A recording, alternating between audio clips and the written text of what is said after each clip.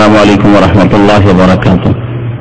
الحمد لله رب العالمين والصلاة والسلام على سيد المرسلين نبينا محمد وعلى آله وصحبه أجمعين. أما بعد فأعوذ بالله من الشيطان الرجيم. بسم الله الرحمن الرحيم. يا أيها النبي إذا طلقتم النساء فطلقوهن لعدتهن وأحصوا العدة واتقوا الله ربكم لا تخرجوهن من بيوتهن إلا أن يأتين بفاحشة مبينة لا تخرجوهن من بيوتهن ولا يخرجن إلا أن يأتين بفاحشة مبينة وتلك حدود الله ومن يتعد حدود الله فقد ظلم نفسه لا تدري لعل الله يحدث بعد ذلك أمره. মহান আল্লাহ সমস্ত প্রশংসা যে আল্লাহ পাক রব্বুল আলামিন আমাদেরকে সৃষ্টি করেছেন এবং আমাদেরকে হিদায়াতের জন্য কোরআনুল কারীম নাযিল করেছেন। সালাত এবং সালাম নাযিল প্রিয় মুহাম্মদ সাল্লাল্লাহু আলাইহি ওয়াসাল্লামের প্রতি, যিনি কোরআন কারীমের উত্তম তাফসীর মানব জাতির জন্য করেছেন। আল্লাহুম্মা সাল্লি আলাইহি আল্লাহুম্মা বারিক আলাইহি। আজকে তাফসীর পেশ করব সূরাতুত তালাকের। সূরা তালাক, এই সূরা নবী করিম সাল্লাল্লাহু আলাইহি ওয়াসাল্লামের মদিনার জীবনে নাযিল হয়েছে। এই সূরা তালাকের আরেকটি নাম রয়েছে যেটা অধিকাংশ মানুষের অজানা, তা হচ্ছে সূরাতুন নিসা আস-সুগরা বা কুসরা। সূরা নিসা, সূরা নিসা বড় সূরা, সূরা নিসা আল কুবরা, যেটিকে সূরা নিসা বলে আপনারা জানেন, আর এটি হচ্ছে ছোট সূরা নিসা, সূরাতুন নিসা আস-সুগরা, ছোট সূরা নিসা অথবা সূরাতুন নিসা আল কুসরা। কুসরা মানে খাটো বা ছোট। এই সূরাকে সূরাতুন নিসা এই জন্যই বলা হয় যে এই সূরায় মহিলা সংক্রান্ত মাসলা মাসাইল আল্লাহ পাক উল্লেখ করেছেন। মহান আল্লাহ এই সূরায় তালাক কেমন করে দিতে হবে এবং তালাক দেওয়ার পরে যেসব মাসলা মাসাইলের প্রয়োজন সেগুলির বেশ কিছু মাসলা মাসাইল আল্লাহ পাক বর্ণনা করেছেন। মহান আল্লাহ ইরশাদ করেছেন, ইয়া আইয়ুহান নবী ইযা তাল্লাকতুমুন নিসা ফাতাল্লিকুহুন্না লিইদ্দাতিহিন। এখানে আল্লাহ পাক রব্বুল আলামিন নবী করিম সাল্লাল্লাহু আলাইহি ওয়াসাল্লামকে সম্বোধন করেছেন তার সম্মানের উদ্দেশ্যে, কিন্তু তারপরে যেহেতু বিধান যা বর্ণনা করা হচ্ছে তা নবী সাল্লাল্লাহু আলাইহি ওয়াসাল্লামের সাথে খাস নয়, বরং সমস্ত উম্মত তাতে শামিল, এই জন্য তারপরে বহু বচন উল্লেখ করেছেন। হে নবী, ইয়া আইয়ুহান নবী, তাহলে ইযা তাল্লাকতুম হতো না গ্রামারে, ইযা তাল্লাকতা তুমি যখন তালাক দেবে, কিন্তু আল্লাহ ইযা তাল্লাকতা বলে, ইযা তাল্লাকতুমুন নিসা যখন তোমরা তালাক দেবে। তাহলে নবী করিম সাল্লাল্লাহু আলাইহি ওয়াসাল্লামকে প্রথম সম্বোধন করা হচ্ছে তার সম্মানার্থে, আর তারপরে মাসলা মাসাইল যেহেতু সম্পর্কিত সমস্ত উম্মতের জন্য, এই জন্য আল্লাহ পাক জামার সিগা বহু বচন উল্লেখ করে বলছেন, ইযা তাল্লাকতুমুন নিসা, হে মুসলিম মুমিনরা তোমরা যখন তোমাদের স্ত্রীদেরকে তালাক দেবে, নারীদেরকে যখন তালাক দেবে, ফাতাল্লিকুহুন্না লিইদ্দাতিহিন্না, তাদেরকে তালাক দেবে তাদের ইদ্দতের দিকে লক্ষ্য রেখে, ইদ্দতের প্রতি খেয়াল রেখে। আল্লাহ পাক ইদ্দতের প্রতি খেয়াল, লিইদ্দাতিহিন্না, তাফসীরকারগণ বলেছেন লি ওয়াক্তে ইদ্দাতিহিন্না, লাম তাওকীতের জন্য, অর্থাৎ ইদ্দতের সময়কে খেয়াল রেখে তোমরা তালাক দেবে। তাহলে যখন তখন তালাক দেওয়া যাবে না। আজকাল আমাদের সমাজের মুসলিমরা যখন তখন তালাক দেয়, রাত্রে, দিনে, সকালে, বিকেলে, হাইজের অবস্থায় হোক আর এমন অবস্থায় যখন সহবাস করলো তারপরে হোক, যে কোনো অবস্থায়। আর একসাথে 3 তালাকের কমতি নেই, এবং 3-এর কমে বেতর নেই, এক শ্রেণীর লোকদের বিশ্বাস, তেমন 3-এর কমে তালাকও নেই ওদের, 3-এর কমে কিছু নেই, এক নেই, এক বেতর নেই, অথচ নবী সাল্লাল্লাহু আলাইহি ওয়াসাল্লাম হাদিসে এক বেতর আছে। ওই রকম এক তালাকও নেই, অথচ আল কোরআনে এক তালাকের কথা আছে। আল্লাহ বলছেন আত-তালাকু মাররাতান, তালাক 2 বারে দিবে, মানে একবার একটা একটা করে। মাররা আল্লাহ বলেছেন, মাররাতান মানে কি, তাহলে 2 বারে দিতে হবে। 2 বার এই জন্য বলেছে 2 বার ফিরাতে পারবে তুমি, একবার দাও 3 মাসের মধ্যে ফিরাতে পারবে, 3 হাইজের মধ্যে ফিরাতে, আর একবার দাও 3 হাইজের মধ্যে ফিরাতে পারবে। তারপর আল্লাহ ফাইমসাকুম বিমারুফিন আও তাসরিহুন বিইহসান, এখন হয় ভালো করে রাখো, আর না হলে ভালোভাবে ছাড়ো।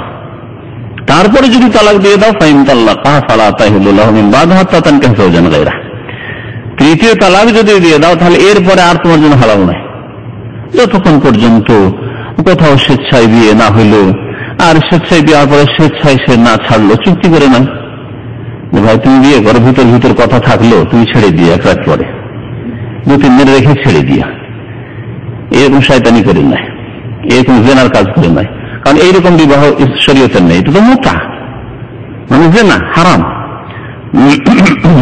বিবাহ করতে হবে স্থায়ীভাবে জীবনযাপনের উদ্দেশ্যে, আর সেই উদ্দেশ্যে বিবাহ হবে, তারপরে তার সাথে চললো না, তখন যদি কোনোদিন ছেড়ে দেয়, আর তারপরে দেখেন না ওই যে স্ত্রী আমার ছিল অন্য জায়গায় বিবাহ করে তাকে ছেড়ে দিয়েছে, ইদ্যত পার হয়েছে, তারপরে অন্যরা পয়গাম দিতে পারে, আপনিও দিতে পারেন। তো যাই হোক, তালাকের সম্পর্কে আল্লাহ পাক বলেছেন ফাতাল্লিকুহুন্না লিইদ্দাতিহিন্না, তাদেরকে তালাক দেবে তাদের ইদ্যতের দিকে লক্ষ্য রেখে। ইদ্যতের দিকে লক্ষ্য রেখে, ইদ্যতের দিকে লক্ষ্য রেখে এর মানে কি? এর মানে নবী করিম সাল্লাল্লাহু আলাইহি ওয়াসাল্লামের হাদিস দিয়ে শোনায় কেমন করে তাকে তালাক দিতে হবে, কোন সময়ে তালাক দিতে হবে। ইমাম ইবনে কাসির রাহমাতুল্লাহ বলছেন যে খুতিবান নবী সাল্লাল্লাহু আলাইহি ওয়াসাল্লাম তাশরীফান ওয়া তাকরীমান, নবী সাল্লাল্লাহু আলাইহি ওয়াসাল্লামকে এখানে সম্বোধন করা হয়েছে প্রথম তার সম্মানের উদ্দেশ্যে, তার মান মর্যাদার উদ্দেশ্যে। সুম্মা খাতাবাল উম্মাতা তাবান, তারপরে উম্মতকে সম্বোধন করা হয়েছে দিয়ে তারপরে আল্লাহ বলেছেন ইয়া আইয়ুহান নবী ইযা তাল্লাকতুমুন নিসা, তোমরা যখন নারীদেরকে তালাক দেবে। রাওয়াল বুখারী, সহিহ বুখারীতে হাদিস রয়েছে যে আব্দুল্লাহ বিন উমর রাদিয়াল্লাহু তাআলা আনহুমা তাল্লাকা ইমরাতান লাহু, তার এক স্ত্রীকে তালাক দিয়েছিল। কে তালাক দিয়েছিল? আব্দুল্লাহ বিন উমর, উমরের ছেলে, দ্বিতীয় খলিফা, আমিরুল মুমিনিন। আর তার ছেলে আবার যেমন তেমন ছেলে না, সাহাবায়ে কেরামদের বিশিষ্ট সাহাবী। উমর রাদিয়াল্লাহু তাআলার পরে তিনি খলিফা হওয়ার যোগ্য ছিলেন, কিন্তু লোকেরা যেন না মনে করে যে উমর, অন্যরাও যদি বানিয়ে দেয় খলিফা, তারপরে লোকেরা বলতো যে উমরই ভিতর ভিতর ঠিক করে গেছে ছেলেকে, এই জন্য এই রাস্তা বন্ধ করে দিয়ে সতর্ক করে গিয়েছিলেন যে না, আমার ছেলের পরামর্শ নিতে পারো, কিন্তু তার খেলাফতিতে কোনো হক নেই, তাকে খলিফা বানাবে না। এই ছিল তাদের তাকওয়া পরহেজগারি। আর আজকাল তো চাওয়া হচ্ছে যে আমাকে বানাও, আমাকে এমপি করো, হ্যাঁ আমাকে সংসদে পৌঁছাও। দেখলেন না গণতন্ত্রের অসারতা। তো আব্দুল্লাহ বিন উমর রাদিয়াল্লাহু তাআলা আনহুমা তালাক দিয়েছিলেন, উমরের ছেলে রাদিয়াল্লাহু তাআলা আনহু আব্দুল্লাহ রাদিয়াল্লাহু তাআলা দিয়েছেন। তাহলে এখান থেকে একটি বিষয় স্পষ্ট হয় যে তালাক দেওয়া কোনো মানহানির বিষয় নয়। কারণ আমাদের সমাজে একজন আলেম মানুষ যদি তালাক দেয় বা একজন যদি পরেশগার মানুষ তালাক দেয়, তুমি এটা আরেকটা দিয়েছেন, হ্যাঁ হুজুর মানুষ আবার তালাক, হ্যাঁ হাজি মানুষ হাজ করে এসে তালাক, কেমন মানুষের কি মানুষ নাকি? আস্তাগফিরুল্লাহ। তো এই যে হালত অজ্ঞতা আমাদের সমাজে আছে যে ভালো মানুষ, সম্ভ্রান্ত মানুষ তালাক দিলে তার জন্য মান সম্মানের ব্যাপার হয়ে গেল। কেন তালাক দেবে? যা কিছুই হোক ওকে রাখতে হবে, নামাজি স্ত্রী হলেও রাখতে হবে, জেনা করলেও রাখতে হবে, তার মাকে মেরেছে তারপরও রাখতে হবে না।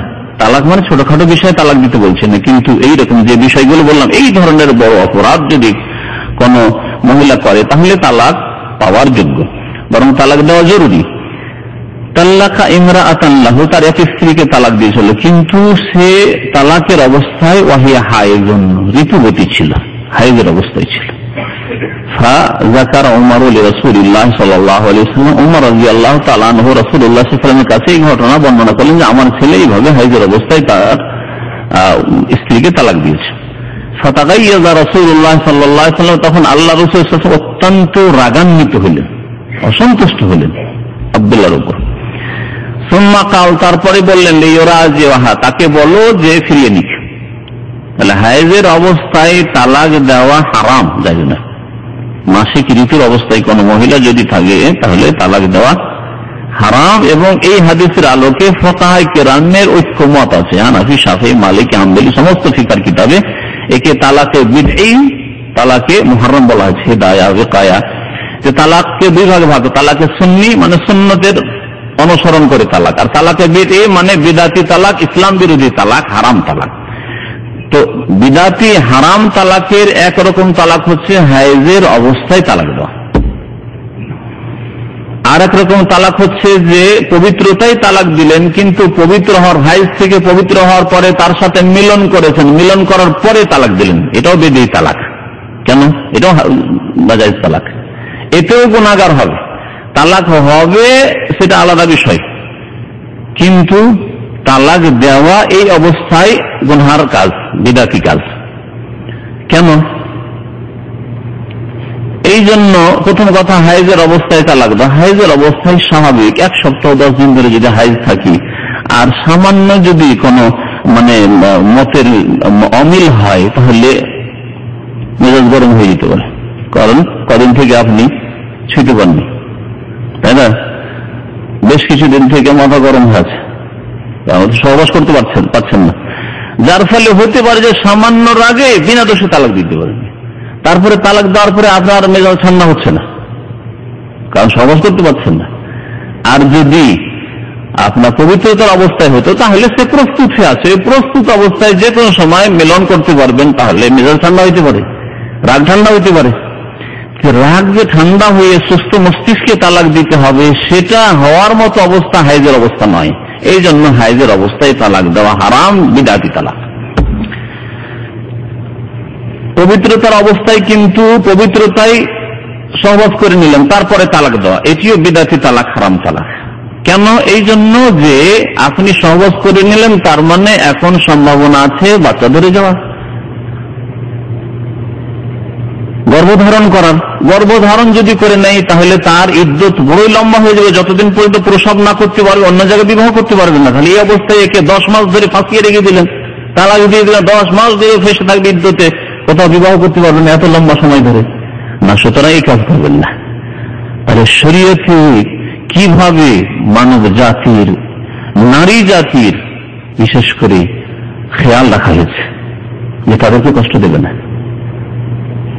আর যখন তখন তালাক দেবে না। তাহলে তালাক দিতে হবে এমন পবিত্রতায়, যেই পবিত্রতা হাইজ থেকে পাক হওয়ার পরে আর স্পর্শ করেননি, সহবাস করেননি। তাহলে গর্ভধারণ করার আশঙ্কা নেই, সম্ভাবনা নেই, তালাক দিলেন। এবং তালাক দিলেন এমন অবস্থায় যখন আপনার মাথা ঠান্ডা আছে, হয়তো রাগারাগি হয়েছে 2-3 দিন আগে, তালাক দিতে পারছেন না আপনি, কারণ এখন হাইজ অবস্থায় আছে। তাহলে 2-3 দিনে মাথা ঠান্ডা হয়ে যাবে, কিন্তু না, রাখা যাবে না, এমন কাজ করেছে রাখা যাবে না। তাহলে সুস্থ মস্তিষ্কে চিন্তা করে যে না, একে রাখা যাবে না বলেই তালাক দিচ্ছে।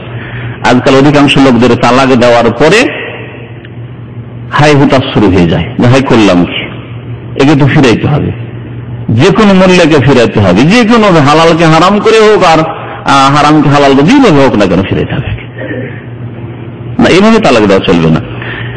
তো আব্দুল্লাহ বিন উমর রাদিয়াল্লাহু তাআলা আনহুমার এই ঘটনাতে উমর রাদিয়াল্লাহু তাআলা আনহুকে বললেন যে তাকে বলো গিয়ে লিওরাজিহা, ফিরিয়ে নিক।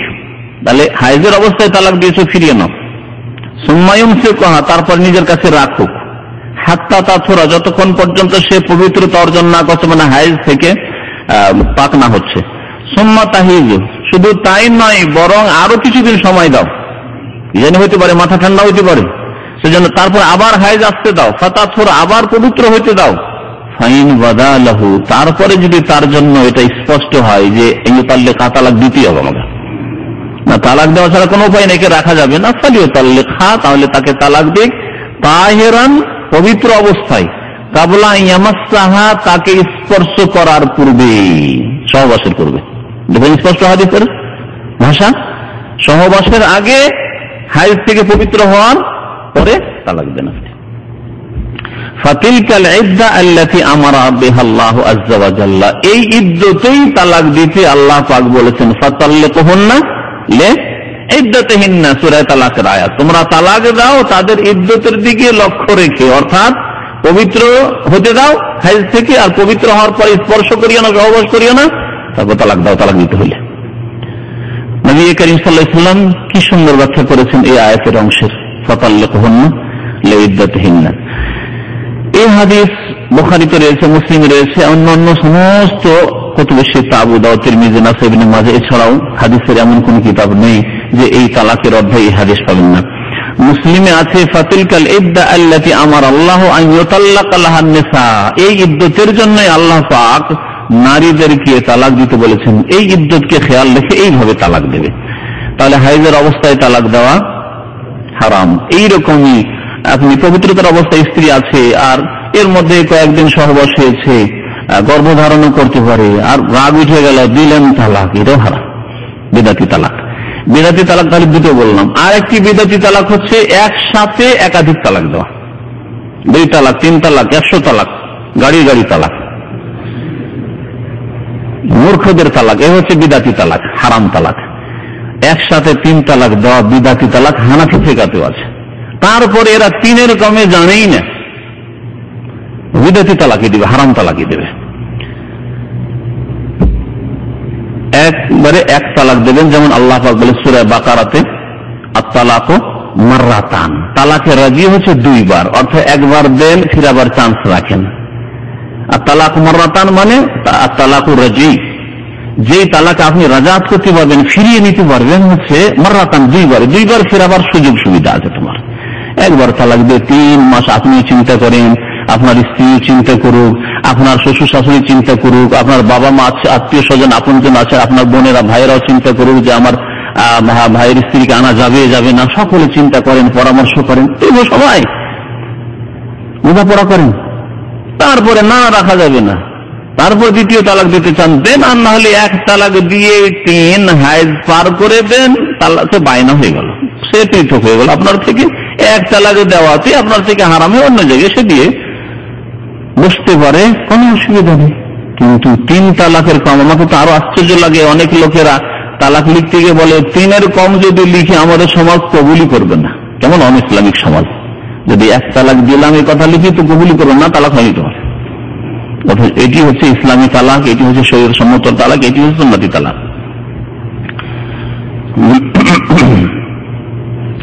আরেকটি হাদিসে রয়েছে, আব্দুল্লাহ বিন উমর হাদিসে, ইজা তাহরাত, যখন পাক পবিত্র হয়ে যাবে হাইজ থেকে, ফালিয়ুতাল্লিক আও ইউমসিক, তখন হয় তালাক দিক আর না হয় রাখুক। তাহলে তালাক দেওয়ার সময় হচ্ছে পবিত্রতার সময়, পবিত্র হওয়ার পরে পরে। যাই হোক, এরপরে ইদ্যতের বিষয়গুলি আসবে ইনশাআল্লাহ তাআলা, ইদ্যত কাকে বলে এবং ইদ্যত কোন নারীর কেমন, সেগুলি ইনশাআল্লাহ তাআলা আপনাদের সামনে বয়ান করব। আল্লাহ বলছেন ওয়া আহসুল ইদ্দাতা, তালাক দেওয়ার পর তোমরা ইদ্যতকে সুরক্ষিত রাখো, ইদ্যতের হেফাজত করো। আহসাই হুসি মানে গণনা করে রাখা, মনে রাখা, স্মরণে রাখা। নবী করিম সাল্লাল্লাহু আলাইহি ওয়াসাল্লামের হাদিস আছে, ইন্না লিল্লাহি তিসআতা ওয়া তিসঈনা ইসমান, আল্লাহ পাক 99টি নাম আছে। তারপর কি বলেছেন, মান আহসাহা, যে ব্যক্তি তা ইহসা করবে, গণনা করা শুধু নয় যে গণে রেখে দিবেন, সেগুলি মুখস্থ করবে, সেগুলিকে সুরক্ষিত করবে মুখস্থ করার মাধ্যমে, সেগুলির অর্থ জানবে, সেগুলির প্রতি আমল করবে, সেগুলির বাস্তবায়ন করবে, দেখালাল জান্নাত, সেই ব্যক্তি জান্নাতে যাবে। আহসা, ওখান থেকে আল্লাহ পাক বলছেন ওয়া আহসুল ইদ্দাতা, তোমরা ইদ্যতের সুরক্ষা করো, হেফাজত করো, ইদ্যতকে গণে রাখো, মনে রাখো। কারণ কম বেশি যদি করে দাও তাহলে ইদ্যত শেষ হয়নি, অথচ ইদ্যত শেষ করে দিয়ে তাড়াতাড়ি দিয়ে দাও, তাহলে হারাম কাজ করলেন। কারণ যতক্ষণ ইদ্যতে আছে আগে স্বামীর অধীনে আছে, আর ইদ্যত পার হয়ে গেছে সেই মহিলার এখন জন্য জায়েজ আছে বিয়ে করা। তারপরে না না এখন ইদ্যত হয়তো ঠিকভাবে গণে রাখেননি, বেশি লম্বা করে দিলেন, জুলুম করলেন স্ত্রীর উপর বা ওই মহিলার উপর। আল্লাহ বলছেন ওয়াত্তাকুল্লাহ রাব্বাকুম, তোমরা আল্লাহকে ভয় করো যিনি তোমাদের পালন কর্তা। লা তুখরিজুহুন্না মিন বুয়ুতিহিন্না ওয়া লা ইয়াখরুজনা ইল্লা আন ইয়াতিনা বিফাহিশাতিন মুবায়্যানাহ।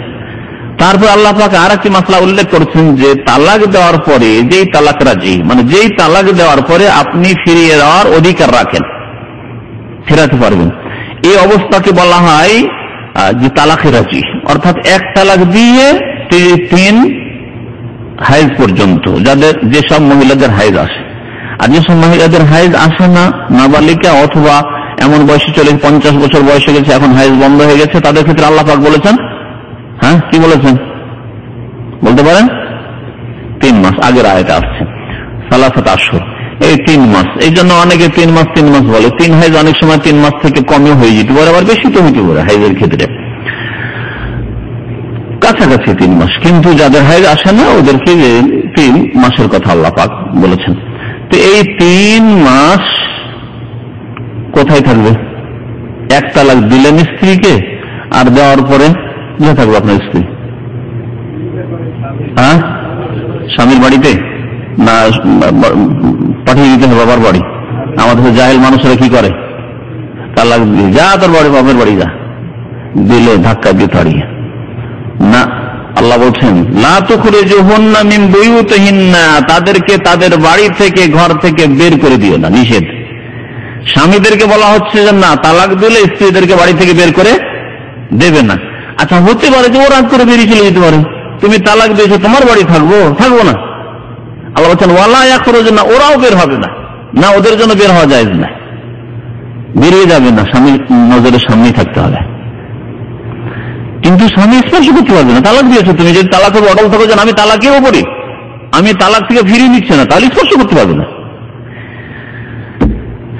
ইল্লা আন ইয়াতিনা বিফাহিশাতিন মুবায়্যিনা, না ওদেরকে বের করতে পারবে না, ওরাই বেরিয়ে যাবে। তবে আল্লাহ বলছেন তবে ইল্লা আন ইয়াতিনা বিফাহিশাতিন মুবায়্যিনা, সুস্পষ্ট অশ্লীলতার কাজ যদি করে, প্রকাশ্য অশ্লীল কাজ করছে, অশ্লীল কথা বলছে, আল্লাহ শুধু করছে বলেননি, আন ইয়াতিনা নিয়ে আসে, ভাষার মাধ্যমে অশ্লীল ভাষা নিয়ে আসলো, অথবা আচরণ অশ্লীল আচরণ করলো, অশ্লীল কাজ করলো। ফাহিশা, ফাহিশা কাকে বলবেন?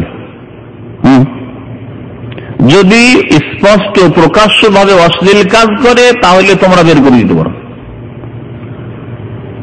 আল্লাহ তাহলে তালাক দেওয়ার পরে এখনো ফিরিয়ে নেওয়ার মতো সময় আছে, এই 3 হাইজের মধ্যে বা 3 মাসের মধ্যে আছে, এর মাঝে আল্লাহ পাকের বিধান হচ্ছে যে বাড়ি থেকে বের করতে পারবেন না। কিন্তু যদি অশ্লীল কাজ করে, অশ্লীল কথা বলে, তাহলে বের করতে পারবেন। কি অশ্লীল কাজ? হ্যাঁ, কি অশ্লীল কাজ? জেনা। বেশ কয়েকজন সাহাবায়ে কেরাম জেনা দিয়ে এর তাফসীর করেছেন। ইবনে মাসউদ রাদিয়াল্লাহু তাআলা, ইবনে আব্বাস, সাঈদ ইবনে মুসাইয়্যিব প্রখ্যাত তাবেঈ, ইমাম শাফিঈ, হাসান বসরি, ইবনে সিরিন, মুজাহিদ, ইকরামা, সাঈদ ইবনে জুবাইর, অনেকে গেছেন, তারা তাফসীর করেছেন যে যদি জেনা করে, তালাক দিয়েছেন আর দেখা গেছে যে ওই দিকে ও গোপনে গোপনে অন্য কাউকে টেলিফোন করা শুরু করেছে, এখন থেকে লাইন করা শুরু করেছে, এক তালাক দিয়েছেন, এখনো 3 মাস 3 হাইজ আপনার ইখতিয়ার আছে, আপনি ফিরিয়ে নিতে পারেন, জেনায় লিপ্ত হয়েছে, তাহলে বাড়ি থেকে বের করে দিতে পারেন, তোর বাবার বাড়ি চলে যা, আমার বাড়ি থাকবে আর তুমি অশ্লীল কাজ করবে, এটা চলবে না, রাখা যাবে না। তাহলে জেনা। আর এছাড়াও তাফসীর করেছেন অন্যান্য আর বেশি কিছু সাহাবায়ে কেরাম, যেমন উবাই বিন কাব রাদিয়াল্লাহু তাআলা আনহু, ইবনে আব্বাস, তাবেঈদের মধ্যে ইকরামা, তারা তাফসীর করেছেন যে এছাড়াও অশ্লীলতা হচ্ছে যে ওই মহিলা যদি তার শ্বশুর শাশুড়িকে গাল দেয়, স্বামীর বোনেরা আছে ওদেরকে অশ্লীল অকথ্য ভাষায় গালি দেয়, অশ্লীল কথা গালিগালাজ করে, অশান্তি সৃষ্টি করে, তাহলে বাড়ি থেকে বের করে দেওয়া যেতে পারে। আপনার মাকে যদি গাল দেয়, তালাক দিয়ে রেখেছেন, আর এখনো চিন্তা ভাবনায় আছেন যে সেও যদি তোবা করে নেয়, সংশোধন করে নেই, ভুল স্বীকার করে নেয়, আমি রেখে নেবো, আর আমিও চিন্তা ভাবনা করছি, ওর মধ্যে যদি আপনার মাকে গালাগালি করে অকথ্য ভাষায়, আল্লাহ বলছেন এটা ইল্লা ইয়াতিনা বিফাহিশাতিন মুবায়্যিনা, প্রকাশ্য অশ্লীলতার শামিল। সাহাবায়ে কেরামগণ তাফসীর করেছেন। তাহলে এইরকম যদি আচরণ করে তাহলে বাড়ি থেকে বের করে বলে বাবার বাড়ি তুমি চলে যাও, তোমার ভাইদের বাড়ি চলে যাও। আর না হলে বাড়ি থেকে বের করা মুতাল্লাকা রাজঈয়া, এমন তালাক প্রাপ্ত স্ত্রী যে এখনো রাজাতের পিরিয়ডে আছে, এখনো ফিরিয়ে নিতে পারবেন, তাকে বাড়ি থেকে বের করা স্বামীর জন্য জায়েজ নাই। তার জন্য ব্যবস্থা করে দিবে থাকার, যাতে করে এমন না হয় যে তালাক দেওয়ার পরে আবার ফিরিয়েও নিতে চান না, সহবাস করে ফেলছেন না, এই জন্য আলাদা ঘরের ব্যবস্থা করে দেন, অথবা আপনার মায়ের ঘরে থাক, আপনার বোনের ঘরে থাক।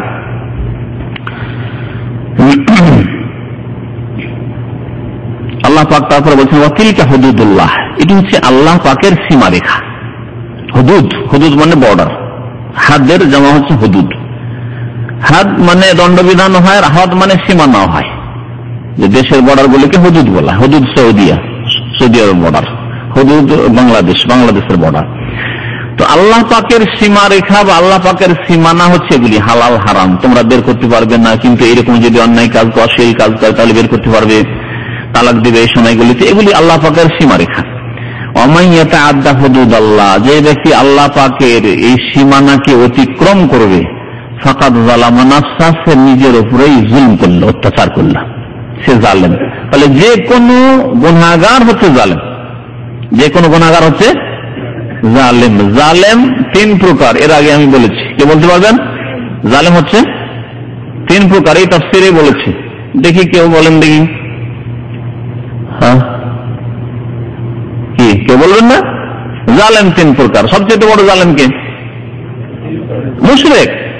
ইন্না শিরকা লাযুলমুন আযীম, সুতরাং মুশরিক যে আল্লাহ ছাড়া অন্যকে ডাকে, অন্যকে সিজদা করে, অন্যের দোহাই পড়ে, অন্যের কাছে সাহায্য কামনা করে, অন্যের জন্য জবাই করে, অন্যের জন্য মান্নত করে, মুশরিক সবচেয়ে বড় জালেম, যে আল্লাহর তাওহীদকে নষ্ট করে, একত্বকে নষ্ট করে।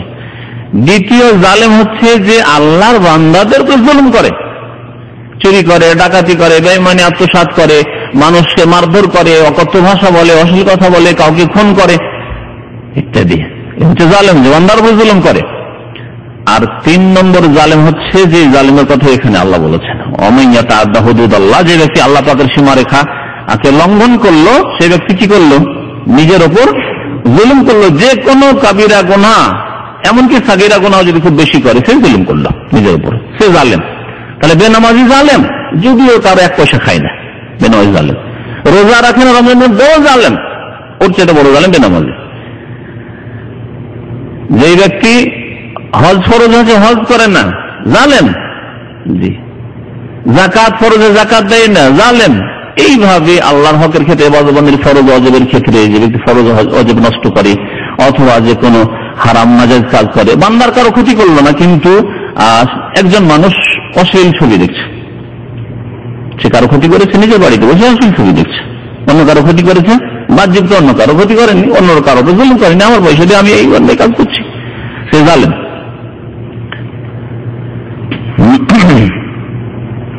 লা তাদরি, তারপর আল্লাহ বলছেন যে তুমি জানো না, লাআল্লাহ ইউহদিসু বা'দা যালিকা আমরা, হতে পারে আল্লাহ পাক এর পরে কোন নতুন অবস্থা তৈরি করে দেবেন। সুবহানাল্লাহ।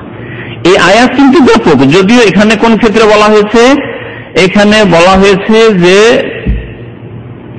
তোমাদের স্ত্রীদেরকে তালাক দেওয়ার পরে বাড়ি থেকে কি করবে না, বের করবে না। এর কারণ হিসাবে কেন বের করবে না, এতে হিকমত কি আছে, রহস্য কি আছে, লা তাদরি, তুমি জানো, হতে পারে যে এর পরে আল্লাহ পাক নতুন কিছু অবস্থা তৈরি করে দেবেন। অর্থাৎ তোমার স্ত্রী হয়তো বাঁকা ছিল, খুব সোজা হয়ে গেছে, সুযোগ দিলে তুমি, আর তোমার বাড়িতে যদি না থাকে, ও যদি সারা দিন কান্নাকাটি করে, তার বাবার বাড়ি গিয়ে, ভাইয়ের বাড়ি গিয়ে খোঁজ খবর পাচ্ছ না, সঠিক খবর পাচ্ছ না, আশেপাশ থেকে হয়তো তার বিরোধী মহিলারা আছে, উল্টো খবর তোমার কাছে পৌঁছাচ্ছে, না না না তোমার ব্যাপারে আরো শক্ত, তোমাকে গালাগালি করে, অথচ তোমার জন্য কান্না করেছে।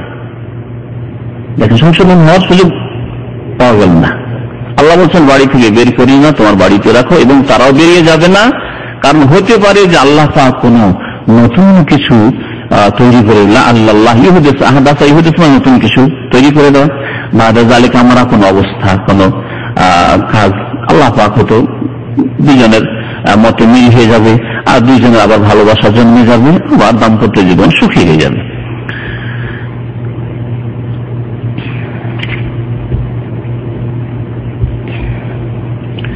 তারপর আল্লাহ পাক রব্বুল বলছেন, ফায়দা বালাগনা আজালাহুন্না, যখন তাদের ইদ্দত শেষ হতে যাবে। আজাল মানে সময়, মানুষের মতকে আজাল বলা হয়। ফায়দা জা আজালহুম লা ইস্তাখিরুনা সাআতান ওয়া লা ইস্তাকদিমুন, যখন তাদের মৃত্যুর সময় চলে আসবে, লা ইস্তাখিরুনা সাআতান, মুহূর্ত বিলম্ব করা হবে না, ওয়া লা ইস্তাকদিমুন, আর মুহূর্ত আগে বাড়িয়ে দেওয়া হবে না, সময়ের আগে পরে হবে না, যেই সময় নির্ধারিত সেই সময় মওত আসবে। আজাল তাহলে সময়। এখানে আল্লাহ পাক আজাল কি অর্থ বলেছেন, ফায়দা বালাগনা আজালাহুন্না, যখন ওই তালাক প্রাপ্ত মহিলারা তাদের সময়ে পৌঁছে যায়, মানে ইদ্যত এখন পার হতে যাচ্ছে, শেষ হতে যাচ্ছে, শেষ হয়ে গেলে তো হাত ছাড়া হয়ে যাবে। একজন মহিলার ইদ্যত হচ্ছে 3 হাইজ, 3 হাইজ শেষ হতে যাচ্ছে, বা 3 তোহর, 3 হাইজ কিছু ফুকাহায়ে কেরামদের নিকটে, যেগুলি ঋতুবতী মহিলা, আর যারা অন্যরা যারা বলেছে যে করো মানে অলমুতাল্লাকাতু ইয়াতারাব্বাসনা বিআনফুসিহিন্না সালাসাতু করো, আল্লাহ পাক বলছেন যে তালাক প্রাপ্তা নারীদের ইদ্যত হচ্ছে 3 কুরু। এই করোর তাফসীর করতে গিয়ে ইমাম শাফি বলেছেন না তোহর, তাহারা পবিত্রতা। ইমাম আবু হানিফা রাহমাতুল্লাহ অন্যরা বলেছেন যে হাইজই ধরেন অথবা তোহরই ধরেন, হাইজ ধরলেই ভালো, কারণ হাইজের সময়টা অল্প সময়। এই 3 হাইজ পার হয়ে গেলে তোহর অনেক সময় লম্বা হয়ে যেতে পারে। 3 হাইজ এটা হচ্ছে সময়, যখন এই ফায়দা বালাগনা আজালাহুন্না এই 3 হাইজ অতিক্রম করতে যাচ্ছে, এখনো শেষ হয়ে যায়নি, শেষ হলে কিন্তু কি হয়ে যাবে, কি হবে, তালাক তালাক তো হয়ে গেছে, যেদিন তালাক দিন সেদিনই তালাক হয়ে গেছে। তালাক দেওয়ার পরে 3 হাইজ শেষ হতে যাচ্ছে, শেষ হয়ে গেল, কি হলো এখন? বায়না হয়ে গেল, বিচ্ছিন্ন হয়ে গেল। এখন তালাকে রাজি কতক্ষণ ছিল? যতক্ষণ পর্যন্ত ফিরিয়ে নেওয়ার আপনার ইখতিয়ার ছিল, অধিকার ছিল। 3 হাইজ শেষ বা 3 মাস, যাদের হাইজ আসে না 3 মাস শেষ, তার মানে সময় শেষ, এখন তালাক বাইন হয়ে গেল, মানে বিচ্ছিন্ন হয়ে গেল। এখন এক তালাক দিয়ে বাইন আপনার থেকে বিচ্ছিন্ন হয়ে গেল, এখন আর আপনার স্ত্রী নয়, এখন আপনার অধিকার নেই যেন আমি বিয়ে করব।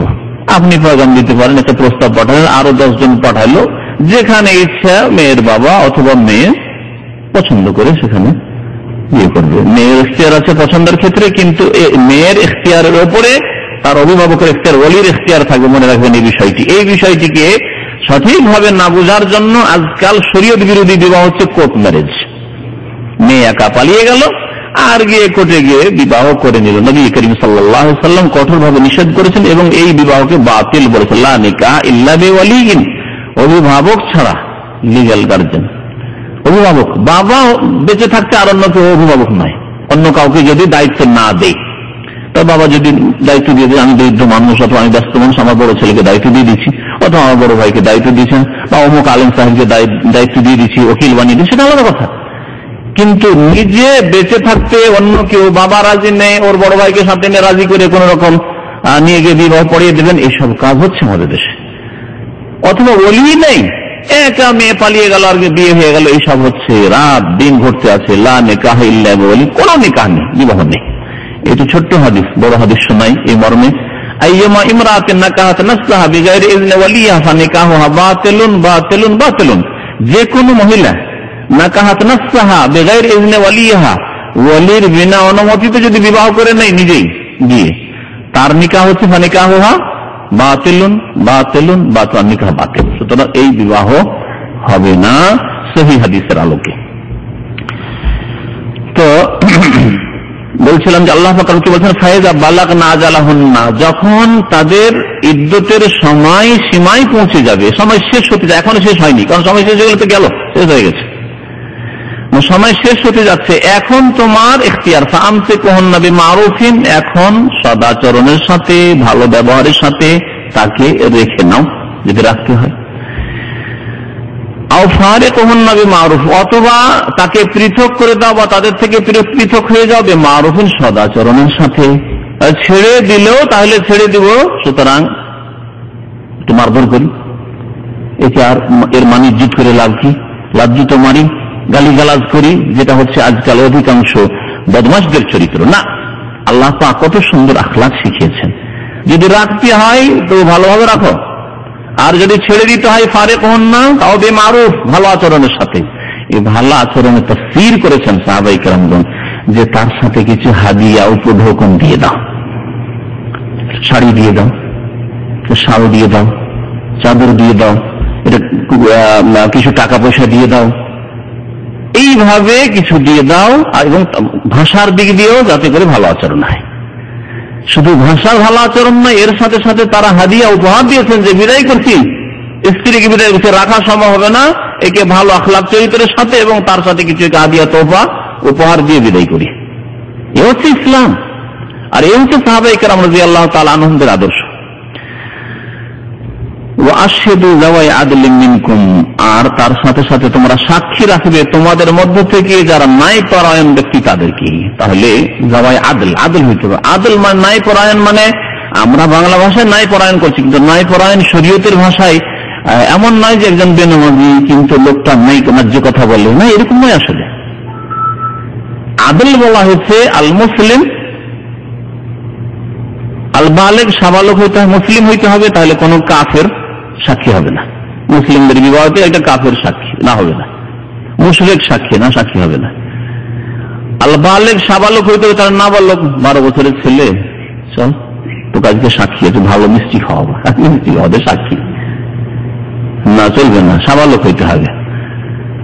আচ্ছা, তারপরে আল আকিল, বিবেক সম্পন্ন হইতে হবে, তাহলে পাগল, মাঝে মাঝে পাগল হয়ে যায়, ওই পাগল অবস্থাকে নিয়ে চলে গেছে, ও কি জানে, তো পাগল সাক্ষী হবে না। আসসালিম মিন আসবাবিল ফিসক, আর কোন রকমের ফাসিক না হয়, মদখোর সাক্ষী হবে না, বেনামাজি সাক্ষী, 4 ওয়াক্ত নামাজ পড়ে, ফজর পড়ে না, সাক্ষী হবে না ইসলামে সাক্ষী। মুসলিম হইতে হবে, সমস্ত ফাসিকি কাজ থেকে মুক্ত হইতে হবে। আসসালিমু মিন আসবাবিল ফিসক ওয়াল মুরুয়া।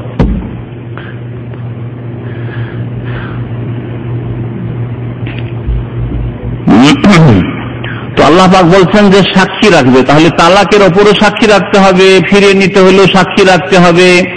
এসব ক্ষেত্রে আল্লাহ পাক বলছেন ওয়াশহিদু যাওয়াই আদলিম মিনকুম, তোমাদের মধ্য থেকে যাওয়াই জাওয়ানে থেকে আছে, মানে তাসমিয়া, 2 জন ন্যায়পরায়ণ ব্যক্তিকে সাক্ষী রাখবে। ওয়া আকিমুশ শাহাদা, আর তোমরা সাক্ষীকে, আল্লাহ শাহাদাতকে, সাক্ষ্য প্রদানকে আল্লাহর জন্য প্রতিষ্ঠিত করবে, অর্থাৎ সাক্ষী দেবে, সত্য সাক্ষী দেবে, মিথ্যা সাক্ষী দেবে না। আজকাল অধিকাংশই মিথ্যা সাক্ষী হয়। সাক্ষী যাদেরকে বানিয়ে নিয়ে আসা হয়, অসাধীর ক্ষেত্রে বাদ দেন, আর ধন সম্পদ, টাকা পয়সা, জমি জায়গার ক্ষেত্রে, খুনের কেস, অন্যান্য কেসে সাক্ষী সব মৃত্যুর সাক্ষী। ওই উকিল, পয়সা খাওয়া উকিল, ওই পশ্চিমা ওকালতি যে পড়ে রেখেছে, LLB, যা শিখিয়ে দিয়েছে ওইভাবে সাক্ষী দিতে হবে। ঘটনা কি ঘটেছে ওটা দেখান, আসলে কি হয়েছে ওই সব না। এই হচ্ছে বর্তমান যুগে মানব রচিত বিধানের অবস্থা। আল্লাহ বলছেন ওয়াকিমুশ শাহাদা বিল্লাহ, আল্লাহর সন্তুষ্টির উদ্দেশ্যে শাহাদাতকে তোমরা, সাক্ষীকে কায়েম করবে, সাক্ষ্য প্রদান করবে, সত্য সাক্ষ্য প্রদান করবে। যালিকুম ইউআযু বিহি, এই উপদেশ তোমাদেরকে দেওয়া হচ্ছে। এটি হচ্ছে আল্লাহ পাকের উপদেশ, আল্লাহ পাকের ওয়াজ। মান কানা ইউমিনু বিল্লাহি ওয়াল ইয়াউমিল আখির, যে ব্যক্তি আল্লাহর প্রতি ঈমান রাখে, বিশ্বাস রাখে, আর পরকালে বিশ্বাস রাখে, তাদেরকে এই সাক্ষী দেওয়া হচ্ছে। আল্লাহর প্রতি বিশ্বাস আছে, মিথ্যা সাক্ষী দেবে। আল্লাহর প্রতি, পরকালের প্রতি বিশ্বাস আছে, জবাবদিহি করতে হবে।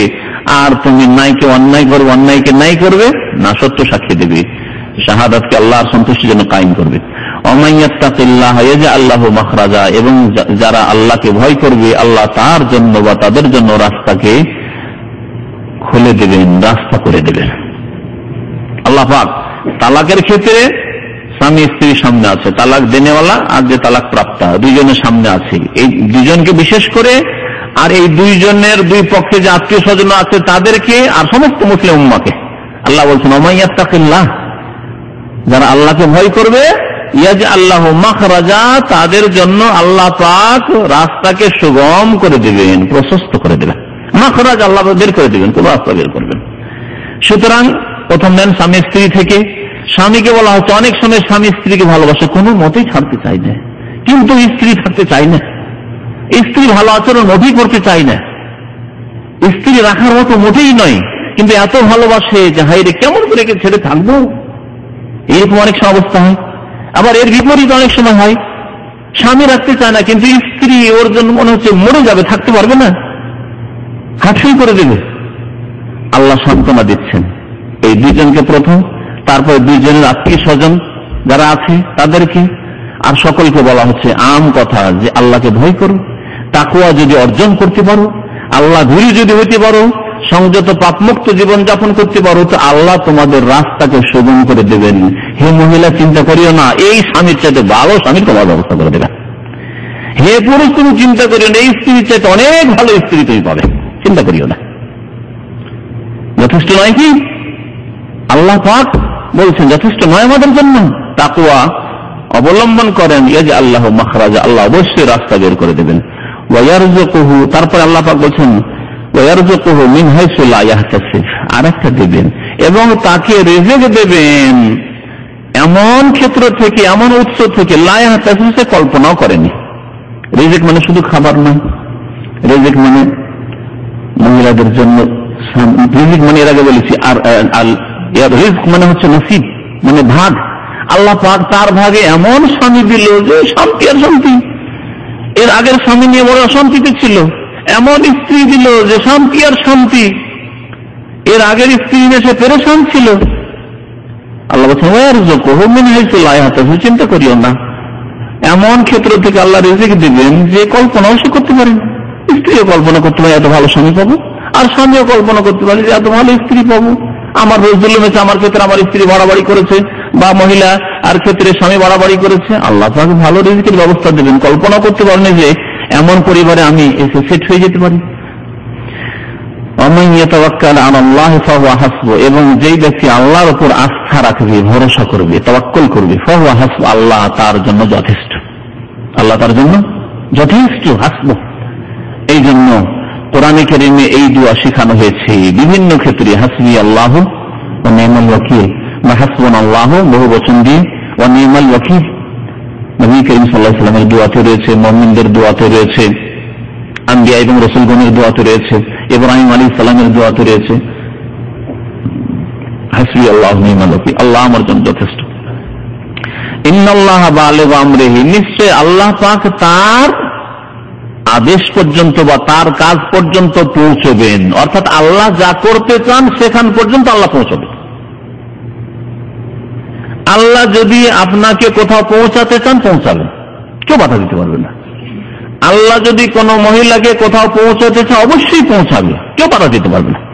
জুলুম অত্যাচার করে আর বাড়াবাড়ি করে, সীমা লঙ্ঘন করে কেউ কারো ক্ষতি করতে পারবে না। আল্লাহ ইন্নাল্লাহ বালিগু আমরিহি, কত স্পষ্ট আল্লাহ তাকিদ, না নিশ্চয়ই আল্লাহ পাক রব্বুল আলামিন তার কাজ পর্যন্ত অবশ্যই পৌঁছিবেন। আম্বিয়া এবং রাসূলগণের জীবনী দেখেন, স্বয়ং নবী সাল্লাল্লাহু আলাইহি ওয়াসাল্লামের জীবনী দেখেন, কোথায় ইউসুফ আলাইহিস সালাম চিন্তা করেন কূপে ফেলে দেওয়া হলো, ইন্নাল্লাহ বালিগু আমরিহি, আল্লাহ পাক পৌঁছাতে চেয়েছেন রাজপ্রাসাদে, বাদশা বানিয়ে দিলেন। নবী করিম সাল্লাল্লাহু আলাইহি ওয়াসাল্লামকে 100 উটের পুরস্কার, মেরে দেবো, শেষ করে দেবো, ইন্নাল্লাহ বালিগু আমরিহি, আল্লাহ পাক কোথায় পৌঁছে দিলেন। 8 বছরের মধ্যে মক্কা বিজয়ের জন্য এসে হাজির, আর মক্কা বিজয়, সামনে কেউ দাঁড়াবার নেই। তো আল্লাহ পাক যেখানে পৌঁছাতে চেয়েছেন, এটাকে আপনার জীবনে বাস্তবায়ন করেন। আপনি যদি সত্যি তাকওয়ার উপর থাকেন, আল্লাহকে ভরসা করেন, তো নিশ্চয়ই আল্লাহ পাক আল্লাহর যেখানে পৌঁছার উদ্দেশ্য রয়েছে আপনাকে নিয়ে, সেখানে অবশ্যই পৌঁছাবেন আল্লাহ পাক রব্বুল আলামিন। কাদ জাআলা আল্লাহু লিকুল্লি শাইইন কাদরা, নিশ্চয়ই আল্লাহ পাক প্রত্যেক বস্তুর একটি মাত্রা তৈরি করে রেখেছেন। প্রত্যেক বস্তুর লিকুল্লি শাই কাদরা, মানে আল্লাহ পাক পরিমাণ, মাত্রা একটা সৃষ্টি করে রেখেছেন যে এই মাত্রা পর্যন্ত পৌঁছবে, ওখানে আল্লাহ পাক পৌঁছাবে। কাদ জাআলা আল্লাহু লিকুল্লি শাইইন কাদরা, এর দ্বারা তাকদীর প্রমাণিত হয় যে আল্লাহ পাক রব্বুল আলামিন তাকদীর নির্ধারিত রেখেছেন, এই তাকদীর, এই কাদার থেকে।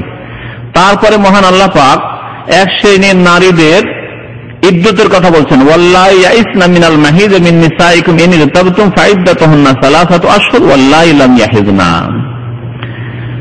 আল্লাহ পাক বলছেন ওই সব নারীরা, ওয়াল্লাহি মানে ওই সব নারীরা, জামা মুয়ান্নাস, ওই সব নারীরা ইয়াইসনা মিনাল মাহিদ, যারা ঋতু থেকে নিরাশ হয়ে গেছে। ঋতু থেকে নিরাশ হয়ে গেছে কারা? যাদের বয়স বেশি হয়ে গিয়ে 45 বা 50 হওয়ার পরে ঋতু বন্ধ হয়ে গেছে, এরা হলো ইয়াইসনা মিনাল মাহিদ। আয়েশা বলা হয় এদেরকে, আয়েশা আইন দিয়ে নয়, আয়েশা মানে নিরাশ হয়ে যাওয়া মহিলা। ওয়াল্লাহি ইয়াইসনা মিনাল মাহিদ মিন নিসাইকুম, তোমাদের নারীদের মধ্য থেকে যেসব নারীরা হাইজ থেকে, ঋতু থেকে নিরাশ হয়ে গেছে। ইনির তাবতুম, তোমরা যদি দ্বিধাদ্বন্দ্বে থাকো, সন্দেহে থাকো যে এদের ইদ্যত কিভাবে ধরবো, যেসব মহিলাদের হাইজ হয়, হাইজ না হয় ধরলাম 3 হাইজে ইদ্যত পার হইলো, সালাসাতা করুন। কিন্তু যেসব মহিলাদের হাইজ হয় না, কারণ এই আয়াতের আগে ওই করুর আয়াত নাযিল হয়েছে, তো হাইজ ধরলাম, কিন্তু এসব মহিলাদের কেমন করে হাইজ আগে হইতো না পরে হইতো, কখন হইতো, কেমন করে ধরবো, সন্দেহ হচ্ছে, দ্বিধাদ্বন্দ্ব হচ্ছে। ইনির তাবতুম ফাইদ্দাতুহুন্না সালাসাতা আশহুর, তাদের ইদ্যত হইল 3 মাস। আল্লাহ পাক বলেন ওয়াল্লাহি লাম ইয়াহিজনা, আর ওই সব নারীদের ক্ষেত্রে, ওই সব মেয়েদের ক্ষেত্রেও লাম ইয়াহিজনা, যাদের এখনো ঋতু আসেনি, হাইজ হয়নি, অর্থাৎ নাবালিকা। নাবালিকা বিয়ে দিয়েছেন 6 বছর, 7 বছর, 8 বছর বিয়ে দিয়েছেন, 9 বছরে, 10 বছরে আছে, এখনো মাসিক ঋতু আসেনি, আর তালাক হয়ে গেল, তাহলে কি ধরবেন? আল্লাহ বলছেন সালাসাত, 3 মাস ইদ্যত। ওয়া উলাতুল আহমালে, আর যদি গর্ভধারণকারিনী, হামলের জামা হচ্ছে আহমাল, উলাত, উলার জামা হচ্ছে উলাত, জামা মুয়ান্নাস। ওয়া উলাতুল আহমালে, আর যেসব মহিলারা গর্ভধারণকারিনী, আজালুহুন্না, তাদের ইদ্যত হইল আইয়াযানা হামলাহুন্না, গর্ভ তাদের প্রসব করা পর্যন্ত, তাদের হামল, তাদের গর্ভ প্রসব করা পর্যন্ত। ওয়া মাইয়াত্তাকিল্লাহ ইয়াজআল লাহু মিন আমরিহি ইসরা, এবং যারা আল্লাহকে ভয় করবে, আল্লাহ পাক তাদের কাজকে সহজ করে দেবেন। আল্লাহ পাক ওখানে কি বললেন? 3টি আয়াতে 3টি সুসংবাদ দিয়েছেন। যেখানে সংকট দেখবেন আল্লাহকে ভয় করুন। আল্লাহ পাক রব্বুল 3টি নিয়ামতের কথা বলেছেন। প্রথম আয়াতে 2 নিয়ামতের কথা বলেছেন, আরো 2 আয়াতে 2টি নিয়ামতের কথা, তাহলে মোট 4টি নিয়ামতের কথা আল্লাহ বলেছেন। কি বলছেন আল্লাহ পাক এখানে? ওমাইয়াত্তাকিল্লাহ, যারা আল্লাহকে ভয় করবে, ইয়াজআল লাহু মিন আমরিহি ইউসরা, তার সমস্ত কাজকে আল্লাহ পাক কি করে দিবেন? সহজ করে দিবেন, আসান করে দিবেন। আগের আয়াতে কি বলা হয়েছে? ওমাইয়াত্তাকিল্লাহ ইয়াজআল লাহু মাখরাজা, রাস্তাকে সুগম করে দেবেন। ওয়ারযুকুহু মিন হাইসু লা ইয়াহতাসিব, এমন জায়গা থেকে রিজিক দেবেন যে কল্পনা করতে পারিনি যে আমি এখানে পৌঁছতে পারি। 3টি নিয়ামত হলো। আরেক আয়াতে আগে সামনে আসছে ওমাইয়াত্তাকিল্লাহ ইয়াজআল লাহু ইউকাফির আনহু সাইয়্যাতি, আল্লাহ পাক গুনাহ খাতা মাফ করে ওয়া ইউযিম লাহু আজরা, মহা পুরস্কার দেবেন। আয়াত পরে আসছে। ইদ্দত সম্পর্কে বলছিলাম, আল্লাহ পাক তারপর বলছেন যালিকা আমরুল্লাহ, এটা হচ্ছে আল্লাহ পাকের নির্দেশ, আল্লাহ পাকের আদেশ যে গর্ভধারণকারিণী হইলে এই ইদ্দত হইতে হবে। কি বললাম গর্ভধারণকারিণীর ক্ষেত্রে? হ্যাঁ, প্রসব হওয়া পর্যন্ত। তাহলে এটা লম্বাও হইতে পারে, আবার অল্প সময় হইতে পারে। তালাকের পরে মাত্র 15 দিন পর গর্ভ প্রসব হয়ে গেল, বাচ্চা ভূমিষ্ঠ হয়ে গেল, ইদ্দত শেষ। যালিকা আমরুল্লাহ, এ হচ্ছে আল্লাহ পাকের আদেশ। আনজালাহু ইলাইকুম, যা আল্লাহ পাক তোমাদের উদ্দেশ্যে নাজিল করেছেন। ওমাইয়াত্তাকিল্লাহ, যে ব্যক্তি আল্লাহকে ভয় করবে, ইউকাফির আনহু সাইয়্যাতিহি, আল্লাহ পাক তাদের গুনাহগুলিকে মোচন করে দেবেন। ওয়া ইউযিম লাহু আজরা, এবং তাদেরকে মহা পুরস্কার দান করবেন। তাহলে তাকওয়ার ফায়দাটা সূরা তালাকে আল্লাহ পাক রব্বুল আলামিন তাকওয়ার ফায়দা 4টি না 5টি হয়ে গেল। তাহলে এই আয়াতে 2টি, ইউকাফির আনহু সাইয়্যাতিহি, গুনাহ খাতা মোচন করে মাফ করে দেবেন, আর মহা পুরস্কার দেবেন আল্লাহ পাক রব্বুল। এছাড়াও তাকওয়ার অনেক ফায়দার কথা কোরআনে কারীম উল্লেখ করেছে। ইন তাত্তাকুল্লাহ ইয়াজআল লাকুম ফুরকানা, তোমরা যদি আল্লাহকে ভয় করো তো আল্লাহ পাক তোমাদেরকে ফুরকান দান করবেন। সুবহানাল্লাহ, ইয়াজআল লাকুম ফুরকানা, হক বাতিলের মাঝে, ন্যায় অন্যায়ের মাঝে, ভালো মন্দের মাঝে পার্থক্য করার আল্লাহ তৌফিক দিবেন, অর্থাৎ সিরাতে মুস্তাকিম আল্লাহ রাখবেন। যার কাছে ফুরকান আছে, মানে যে ন্যায় অন্যায় পার্থক্য করতে পারে, নামাজি হয় পার্থক্য করতে পারে, যে ব্যক্তি তাওহীদ শিরকে পার্থক্য করতে পারে, যে ব্যক্তি সুন্নাত বিদআতে পার্থক্য করতে পারে, যে ব্যক্তি ভালো মন্দে পার্থক্য করতে পারে, সে সিরাতে মুস্তাকিমে থাকবে না? অবশ্যই যে সহজ সরল পথে থাকবে। তো আল্লাহ পাক রব্বুল আলামিন তাকওয়ার অনেক উপকারী কথা কোরআনে কারীম উল্লেখ করেছে। এগুলি যদি আলোচনা করা যায় তো একটা বড় বক্তব্য দরকার আছে। আল্লাহ পাক আরেকটা আয়াতে বলছেন যে ওয়াত্তাকুল্লাহ ওয়া ইউআল্লিমুকুমুল্লাহ, তুমি জ্ঞান শিখতে চাও, জ্ঞান অর্জন করতে চাও, ইলম হাসিল করতে চাও, ওয়াত্তাকুল্লাহ, আল্লাহকে ভয় করো। তাকওয়া যদি অর্জন করো তো আল্লাহ পাক ইলম দিবেন। কেউ বলতে পারে যে আরে ভাই, অনেক ফাসেক ফাজেরকে দেখছি বড় বড় জ্ঞানী বিচক্ষণ হয়ে যাচ্ছে, অনেক আলেম দেখছি আমল ঠিক নেই, তারপরে ব্রেনি ভালো আর ভালো এলেম আছে, অনেক বিদআত আছে তারপরে এলিম আছেন না, কিন্তু ওই এলিমে বরকত নাই। সেই এলিম কার্যকরী এলিম, উপকারী এলিম, যেই এলমের ফায়দা আছে। আপনার কাছে জ্ঞান আছে কিন্তু সেই জ্ঞানে বরকত নেই, সেই জ্ঞানে কোনো ফায়দা নেই। সুতরাং ওই এলম, যেই এলম সম্পর্কে নবী সাল্লাল্লাহু আলাইহি ওয়াসাল্লাম দোয়া শিখেছেন, আল্লাহুম্মা ইন্নী আসআলুকা ইলমান নাফিআ, উপকারী এলম, তা হচ্ছে যে এলমের পরে আমল আছে, যে এলমের সাথে আমল আছে। তো এলম এবং আমলের তৌফিক দেবেন ইন তাত্তাকুল্লাহ, যদি আল্লাহকে ভয় করো, তাকওয়া অর্জন করো। আল্লাহ পাক যেন আমাদের সকলকে তৌফিক দান করেন।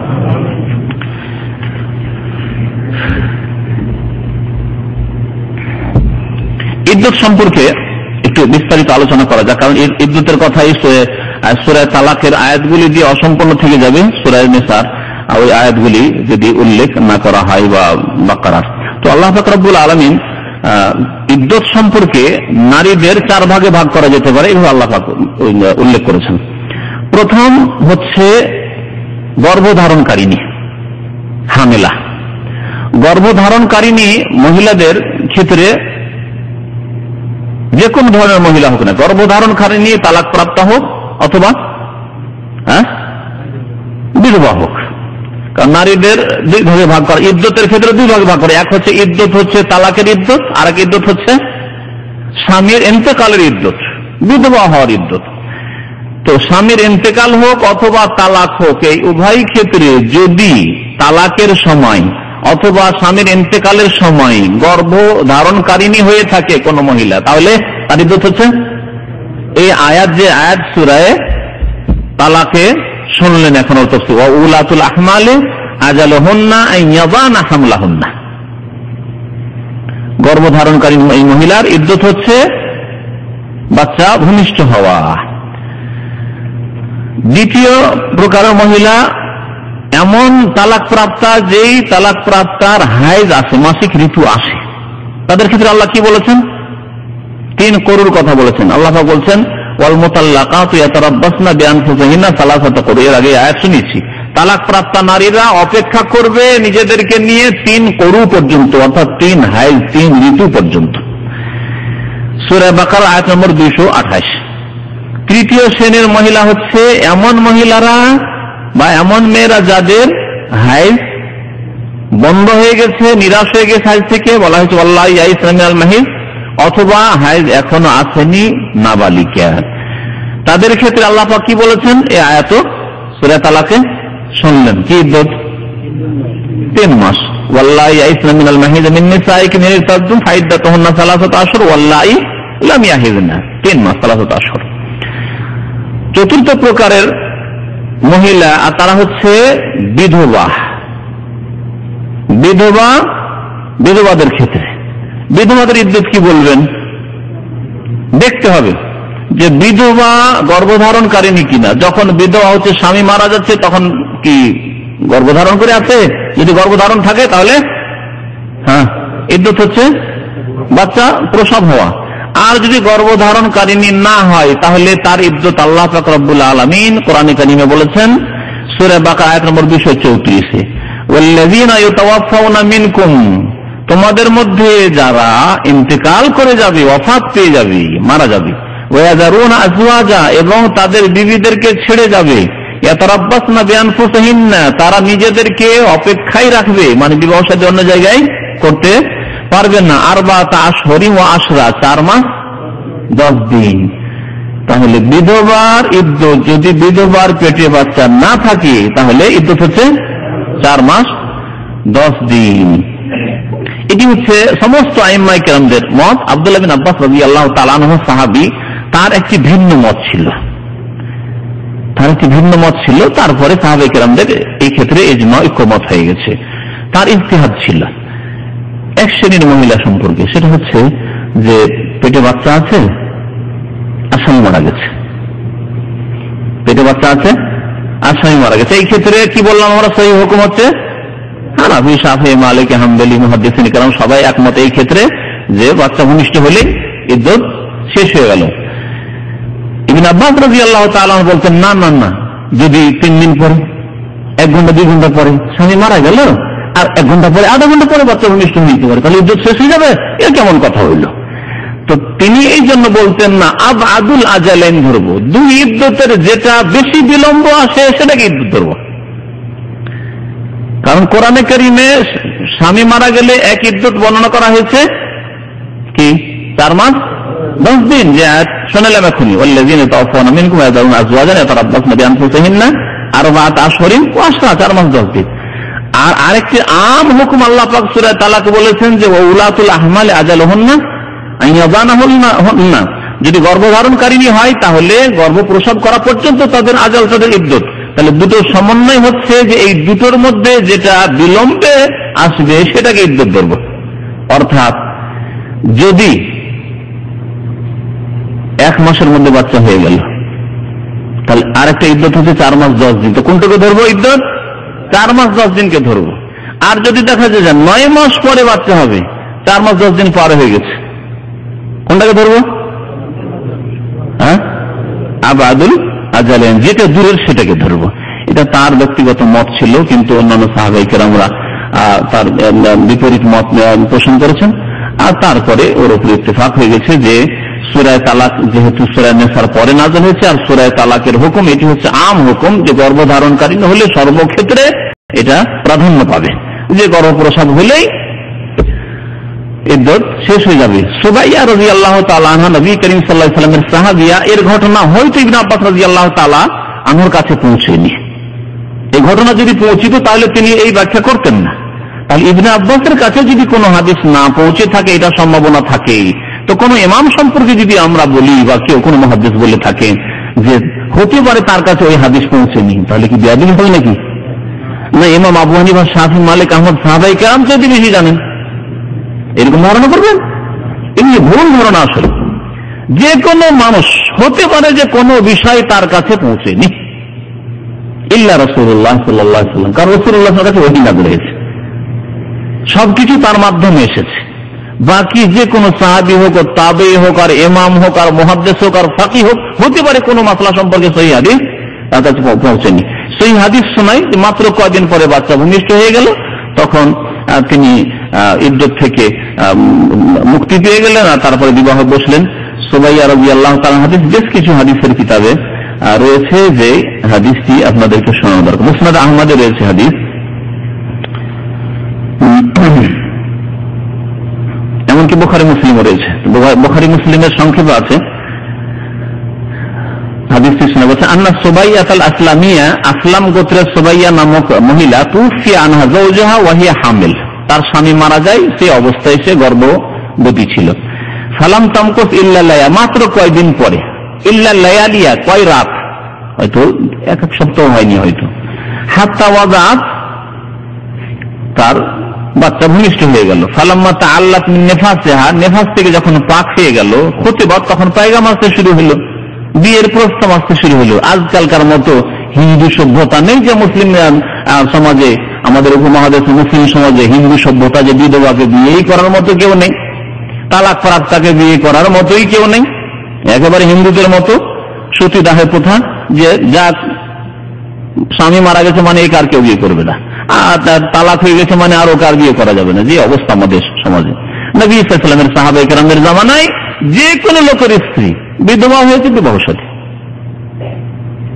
জিহাদের ময়দানে শহীদ হয়েছেন বড় বড় সাহাবায়ে কেরাম, তাদের স্ত্রীদেরকে অন্যরা বিয়ে করেছেন ইদ্দত পার হইতে। এই অবস্থা থাকলে আমাদের সমাজে জিনা অনেক কম থাকত এবং এই নারীদের সমস্যা এত বেশি হতো না। তো যখন নেফাস থেকে পাক হলো, পয়গাম আসতে শুরু হলো, ফাস্তাজানাত রাসূলুল্লাহ সাল্লাল্লাহু আলাইহি ওয়াসাল্লাম, আল্লাহ রাসূলের কাছে অনুমতি চাইলেন ফিন্নে কাহে, বিবাহের ক্ষেত্রে, যে ইয়া রাসূলুল্লাহ অনুমতি দেন, বিয়ে করতে পারি কিনা আমি। ফাআযানা লাহা আন তানকিহা, বিয়ে করতে পারো। ফানাকাহা, তারপরে তার বিয়ে হয়ে গেল, তার বিয়ে হয়ে গেল। এই ক্ষেত্রে তার কোন আত্মীয় আবার বাধা দেওয়ার চেষ্টা করেছিল, এই হাদিসটিও রয়েছে এই ক্ষেত্রে, যে বলছেন যে ফাকাতাবা আব্দুল্লাহ বিন উমর ইখবর আন্না সুবাইয়া আখবারাতহু আন্নাহা কানাত তাহতা সাদ বিন খাওলা, সাদ বিন খাওলার স্ত্রী ছিল সে, ওয়া কানা মিম্মান শাহিদা বদরান, বদরে উপস্থিত হয়েছেন সেই সাহাবী, তার স্ত্রী ইদ্দত পার হতেই বিয়ে করেছেন। বদরের সাহাবী, যাদের সম্পর্কে আল্লাহ পাক রব্বুল আলামিন বলেছেন এ মালু মা শি'তুম কাদ গাফারতু লাকুম, তোমরা আমল করো না করো তোমাদের মাফ করে দিয়েছি, তোমরা জান্নাতি। 313 জন সাহাবী সম্পর্কে যারা বদরে হাজির হয়েছেন, আল্লাহ পাক রব্বুল ঘোষণাই করে দিয়েছেন যে এরা জান্নাতি। আগে শুধু আশরা মুবাশশারা 10 জন না, আশরা মুবাশশারা এই জন্য বলা যে 10 জন একটি হাদিসে উল্লেখ হয়েছে তাদের নাম, কিন্তু সহিহ হাদিসে রয়েছে যে নবী সাল্লাল্লাহু আলাইহি ওয়াসাল্লাম বলেছেন যে আল্লাহ পাক বলছেন বদরের যারা হাজির হয়েছেন মুজাহিদিনদের সম্পর্কে, যে তোমরা আমল করো, যা করবে করো, তোমাদের মাফ করে দেওয়া হয়েছে, মাফ করে দেওয়া হয়েছে তোমাদের। বদরে হাজির সাদ বিন খাওলা বলছেন যে ফাতুফি আনহা ফি হাজ্জাতুল ওয়াদা ওয়া হিয়া হামিল, বিদায় হজে তিনি ইন্তেকাল করেছিলেন, আর ওই মহিলা তার স্ত্রী গর্ভ অবস্থায় ছিল। ফালাম তানসাব আন ওয়াজাত হামলা, কয়েকদিন পরে সে প্রসব করলো বাচ্চা, বাদা ওয়াফাতি। ফালামা তাআল্লাত মিন নিফাসিহা, নিফাস থেকে যখন পাক হলো, তাজাম্মালাত লিল খুত্তাবে, তখন একটু মেকআপ করলো। তাহলে মেকআপ করা সাজা ভালো জিনিস, সে সৌন্দর্যতা গ্রহণ করতে লাগলো। ফাদাখালা আলী আবু সানাবেল বিন আবু সানাবেল, তার কোন আত্মীয়, গিয়ে বলছে ফাকাল্লাহ মালি আরাকে মুতাজাম্মাল, কি বাবা তুমি এত সুন্দরী কেন হয়েছে, সেজেছো কেন, হয়তো নিকটাত্মীয় হবে। লাআল্লাকে তারজিনান নিকাহ, হতে পারে যে তোমার ইচ্ছা হচ্ছে বিবাহ করার নাকি। ইন্নাকি ওয়াল্লাহি মা আনতি বিনাকিহিন হাত্তা তামুররা আলাইকি আরবাতা আশরি ওয়া আশরা, তোমার বিয়ে চলবে না, 4 মাস 10 দিন পার করতে হবে। তাহলে আবু সানাবেল সাহাবীও বুঝছেন যে না, 4 মাস 10 দিন তোমাকে পার করতে হবে। কালাত সুবাইয়া, সুবাইয়া বলছে ফালাম্মা কালা লিযালিকা জামাতু আলাইয়া সিয়াবি, যখন এই কথা বলে তোমাকে 4 মাস 10 দিন বসে থাকতে হবে, আর আমি জানি যে আমার বাচ্চা ভূমিষ্ঠ হয়ে গেছে, নেফাস থেকে পাক হয়ে গেছি, আমি 10-20 দিনের মধ্যে বা 40 দিনের মধ্যে বিয়ে করতে পারবো। বলছে সন্ধ্যার অপেক্ষায় থাকলাম শুধু। তাহলে সাহাবায়ে কেরামদের মহিলারা সন্ধ্যাবেলা যখন দেখছেন বাইরে বের হলে পুরুষ লোক নজরে আসবে না, তখন বের হতেন। নবী সাল্লাল্লাহু আলাইহি ওয়াসাল্লামের কাছে মাসলা জিজ্ঞাসা করতে আসছেন সন্ধ্যাবেলা, বলছেন যে আমি কাপড়ের ব্যবস্থা করলাম, কাপড় পরে হিনা আমসাইতে সন্ধ্যাবেলা ফাতাই তো রাসূলুল্লাহ সাল্লাল্লাহু আলাইহি ওয়াসাল্লামের খেদমতে আসলাম। ফাসআলতু আন যালিকা, জিজ্ঞাসা করলাম যে এইরকম একজন আমার আত্মীয় বলছে যে না তুমি 4 মাস 10 দিন বিয়ে করতে পারবে না, অথচ আমার বাচ্চা ভূমিষ্ঠ হয়ে গেছে, স্বামী মারা গেছে। ফাফতানি, আমাকে নবী সাল্লাল্লাহু আলাইহি ওয়াসাল্লাম ফতোয়া দিলেন বিআন্নী কাদ হালালতু হিনা ওয়াদাতু হামলি, আমার বাচ্চা ভূমিষ্ঠ হওয়ার সাথে সাথে আমি হালাল হয়ে গেছি, মানে আমার ইদ্দত পার হয়ে গেছে। ও আমার নবী তাজওয়ীজ, নবী সাল্লাল্লাহু আলাইহি ওয়াসাল্লাম বিবাহ করার আদেশ দিলেন, ইন বাদালি, যদি তোমার ইচ্ছা হয় তুমি বিবাহ করতে পারো। হাযা লাফজ মুসলিম, সহিহ মুসলিমের হাদিস। তাহলে এই হাদিস স্পষ্ট করে যে ইবনে আব্বাস রাদিয়াল্লাহু তাআলা আনহু যে বলতেন যে না, দুইটি ইদ্দতের যেটা দূরের ইদ্দত সেটা ধরতে হবে, তার এই ইজতিহাদ ভুল ছিল, ইবনে আব্বাস রাদিয়াল্লাহু তাআলা আনহুমার যদি ইজতিহাদে ভুল হতে পারে, তাহলে আইম্মা আরবার কোন এক ইমামের ইজতিহাদে ভুল হতে পারে না? হ্যাঁ, অবশ্যই হতে পারে। আর এই বিষয়টি যদি আমাদের দেশের মানুষরা বুঝতো, আমাদের দেশের আলেমরা বুঝতো, তাহলে এই অন্ধত্ব সৃষ্টি হইতো না যে 4-এর একটা মানতেই হবে, আর সহিহ হাদিস পেলেও মানা যাবে না, হাদিস পেলে ফিকহ কিতাব দেখো, আল্লাহর কথা বাদ দিয়ে, রসুলের কথা বাদ দিয়ে মানুষের কথা দেখো, এইসব বিভ্রান্তি ছড়াতো না। আল্লাহ পাক যেন আমাদের বুঝার এবং সংশোধন করার তৌফিক দান করেন।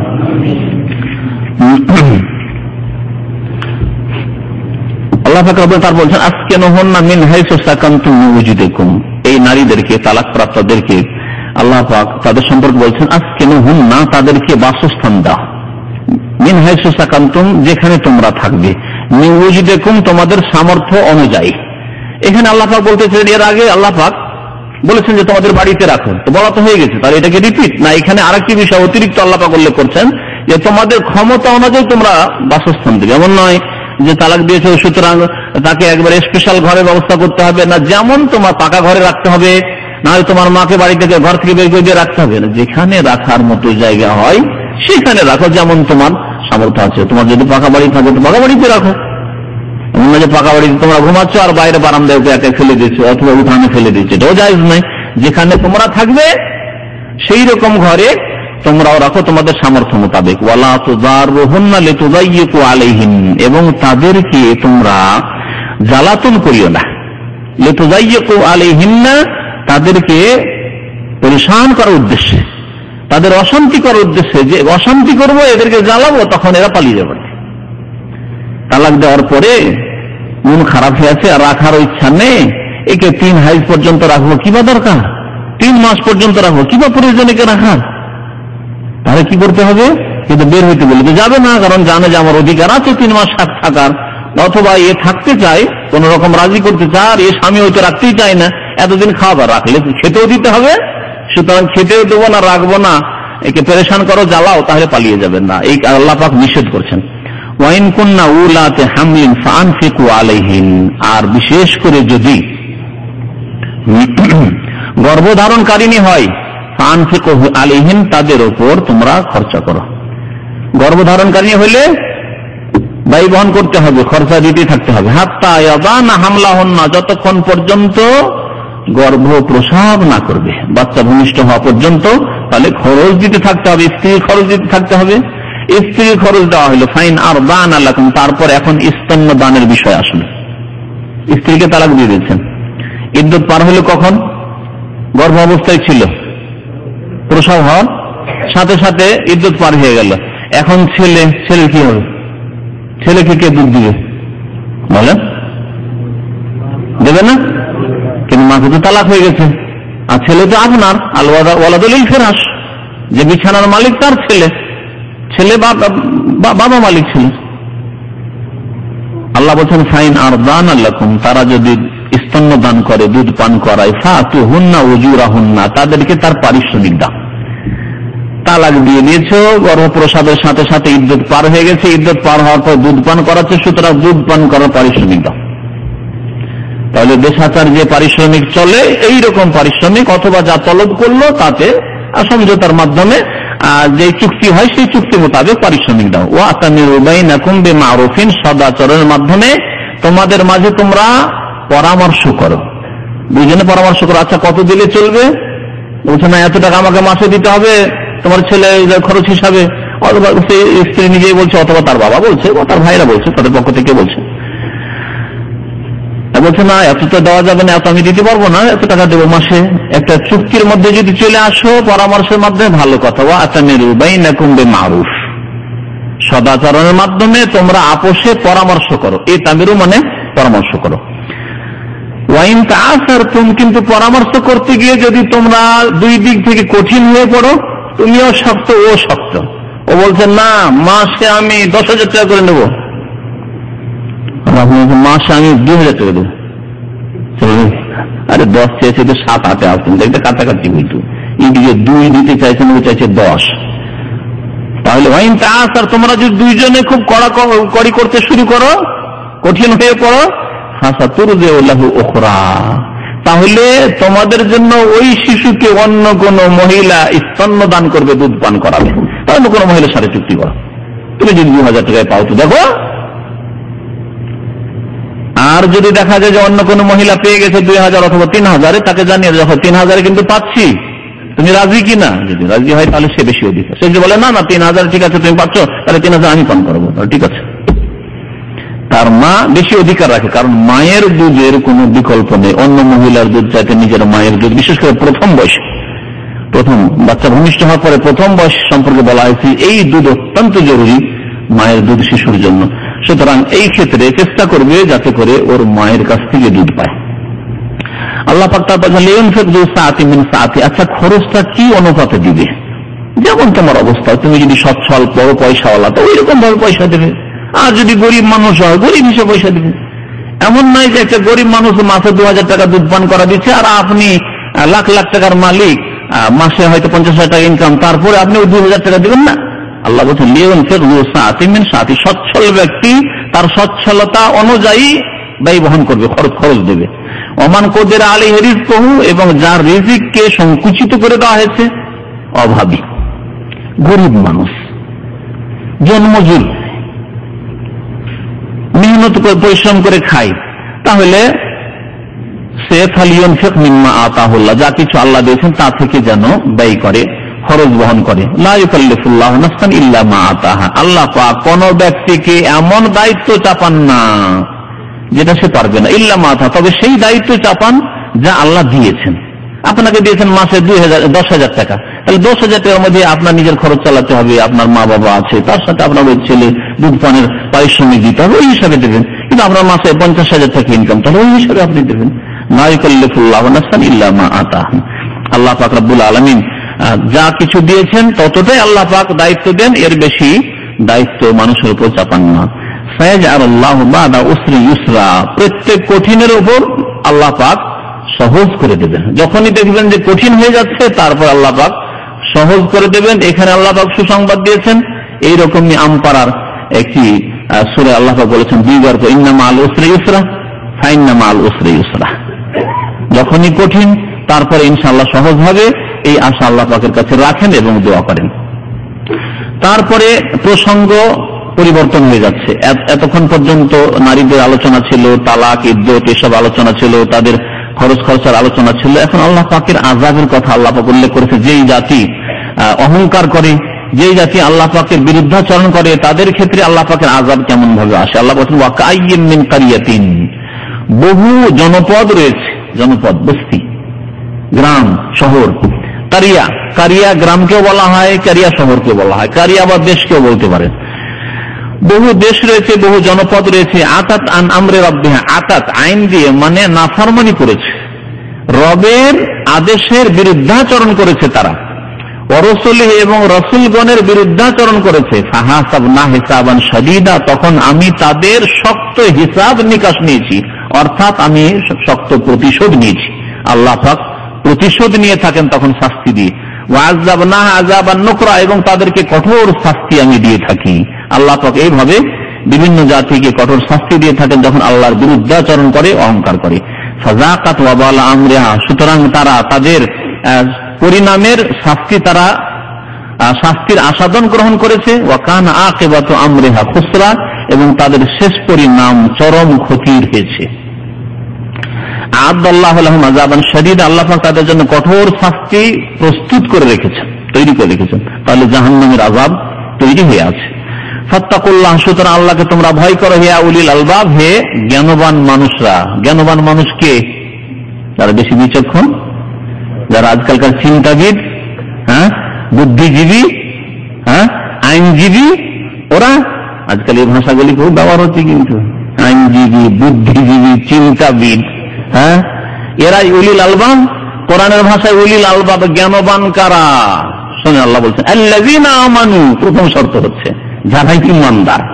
ঈমান যদি আল্লাহর প্রতি থাকে, পরকালের প্রতি থাকে, রাসূলের প্রতি থাকে, আল কোরআনের বিধানের উপর থাকে, তাহলে জ্ঞানবান, না হলে নির্বোধ, না হলে নির্বোধ। আল্লাহ পাক বলছেন প্রথম শর্ত আল্লাযীনা আমানু, ইয়া উলিল আলবাবের সিফাত আল্লাহ বলছেন আল্লাযীনা, যারা মুমিন। কাদ আনজালাল্লাহু ইলাইকুম যিকরা, তোমাদের প্রতি আল্লাহ পাক জিকির উপদেশ আল কোরআন নাযিল করেছেন। রাসূলান, উপরন্ত আরসালা রাসূল, এখানে উজ্জ আছে, আরসালা রাসূলান, আল্লাহ পাক রাসূলও প্রেরণ করেছেন। কোরআন নাযিল করে ছেড়ে দেননি। কোরআন কথা বলতো না, কোরআন বাড়িতে বাড়িতে থাকতো, এর ব্যাখ্যা হইতো না, বুঝতেও পারতো না, আর কোরআন পৌঁছানো হইতো না, ঘরেই থেকে যেত। আল্লাহ পাক যদি প্রথমখানে মক্কাতুল মুকাররমে কোরআনের একটা কপি নাযিল করে দিতেন, বা বেশ কিছু কপি নাযিল করে দিতেন বাড়িতে বাড়িতে, তাতে কি হিদায়াত হতো না? হতো না। ঘরে ঘরে কোরআন আছে, কোরআনের ব্যাখ্যা তাফসীর যদি আপনারা না শুনেন, তাহলে কি জানবেন কোরআন সম্পর্কে? তাহলে কোরআনের ব্যাখ্যা করার জন্য একজন ব্যক্তির প্রয়োজন ছিল, তিনি হচ্ছেন রাসূলুল্লাহ, আল্লাহ রাসূলও প্রেরণ করলেন। ইয়াতলু আলাইকুম আয়াতিল্লাহ, তোমাদের প্রতি আল্লাহ পাকের আয়াত তিলাওয়াত করে শোনাচ্ছেন তিনি, মুবায়্যিনাত, সুস্পষ্ট আয়াত। লিইখরিজ, এমন নয় যে অস্পষ্ট, কারণ এক শ্রেণীর লোকেরা বলছে যে কোরআন বুঝা যেমন তেমন কথা নয়, হাদিস যেমন তেমন কথা, হাদিস বুঝা নাকি? হাদিস বুঝা যাবে না, হাদিসে নাসেখ মানসুখ আছে, হাদিসে অনেক কিছু আছে, সহিহ যঈফ আছে, ওগুলো বুঝা যাবে না। কি করতে হবে? কোরআন হাদিস বাদ দিতে হবে, পেকার কিতাবে যা আছে তাই আমল করো। আল্লাহ বলছেন যে ওয়ালাকাদ ইয়াসসারনাল কুরআনা লিযিকর, আমি কোরআনকে উপদেশের জন্য অত্যন্ত সহজ করেছি। কোরআন থেকে সহজ কিতাব পৃথিবীতে আর নেই, কোরআন সবচেয়ে সহজ। আল্লাহ পাক এখানেও বলছেন মুবায়্যিনাত, সুস্পষ্ট, যেটা সুস্পষ্ট সেটা বোঝার চেষ্টা করলেন না, কোরআনের তাফসীর বোঝার চেষ্টা করছেন না। কোরআনের ব্যাখ্যা হচ্ছে হাদিস, হাদিস সুস্পষ্ট, তা বোঝার চেষ্টা করলেন না।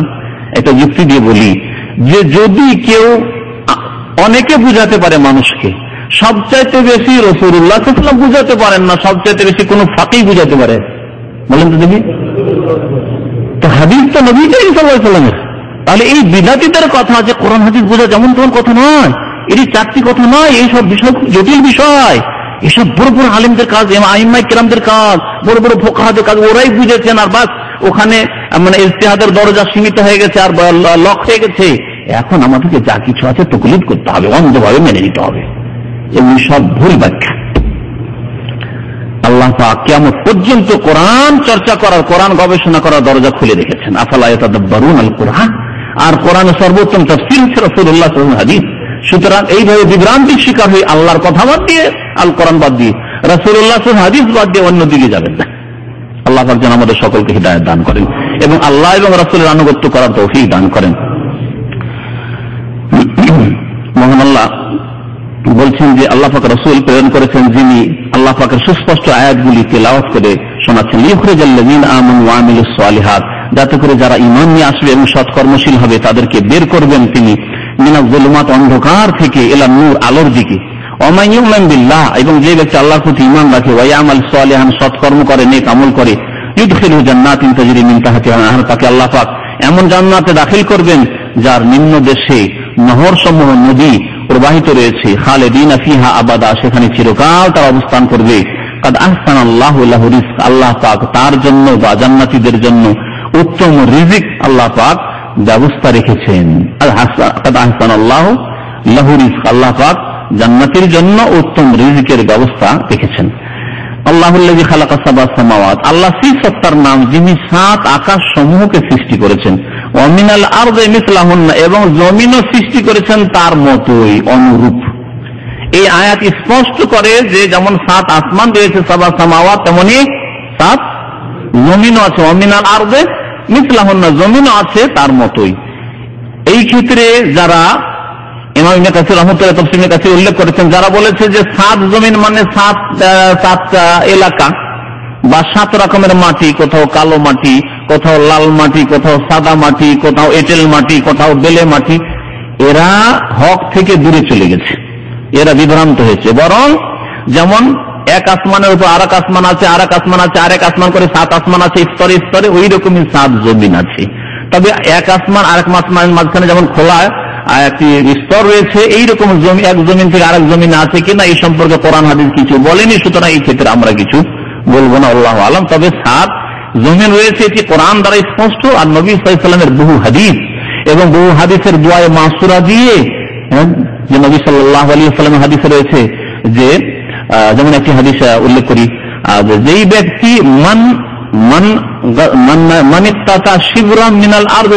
যেই ব্যক্তি বেঈমানি করে আধা হাত কারো জমি দখল করবে, এই হাদিসটা শুনে আপনাদেরকে, যে ব্যক্তি আধা হাত, শিবরান মানে আধা হাত, আধা হাত জমিন কেউ যদি কারো বেঈমানি করে, জুলম অত্যাচার করে, তাহলে আল্লাহ পাক তার গলাতে মালা পরিয়ে দেবেন 7 জমিনের। এখানে স্পষ্ট নবী সাল্লাল্লাহু আলাইহি ওয়াসাল্লামের বাণী, 7 আরাদিন, 7 জমিন। তাহলে 7 জমিনের কথা বহু হাদিসে উল্লেখ হয়েছে। আর কোরআনে কারীম এই আয়াতে আল্লাহ পাক বলেছেন অমিনাল আরদি মিসলাহুন্না ইয়াতানাজ্জালুল আমরু বাইনাহুন্না, আল্লাহ পাকের আদেশ নেমে আসে, আল্লাহ পাকের আদেশ নাজিল হয় বাইনাহুন্না, এর মাঝে, মানে আসমান জমিনের মাঝে আল্লাহ পাকের আদেশ নাজিল হয়। আল্লাহ পাকের আদেশ হচ্ছে 2 রকমের, এক হচ্ছে শরীয়তি আদেশ, বিধিবিধানের আদেশ, হালাল হারামের আদেশ, ফরজ ওয়াজিবের আদেশ, জায়েজ নাজায়েজের আদেশ, এগুলো হচ্ছে শরীয়তি আদেশ। আল্লাহ পাকের আদেশ কোথায় নাজিল হয়?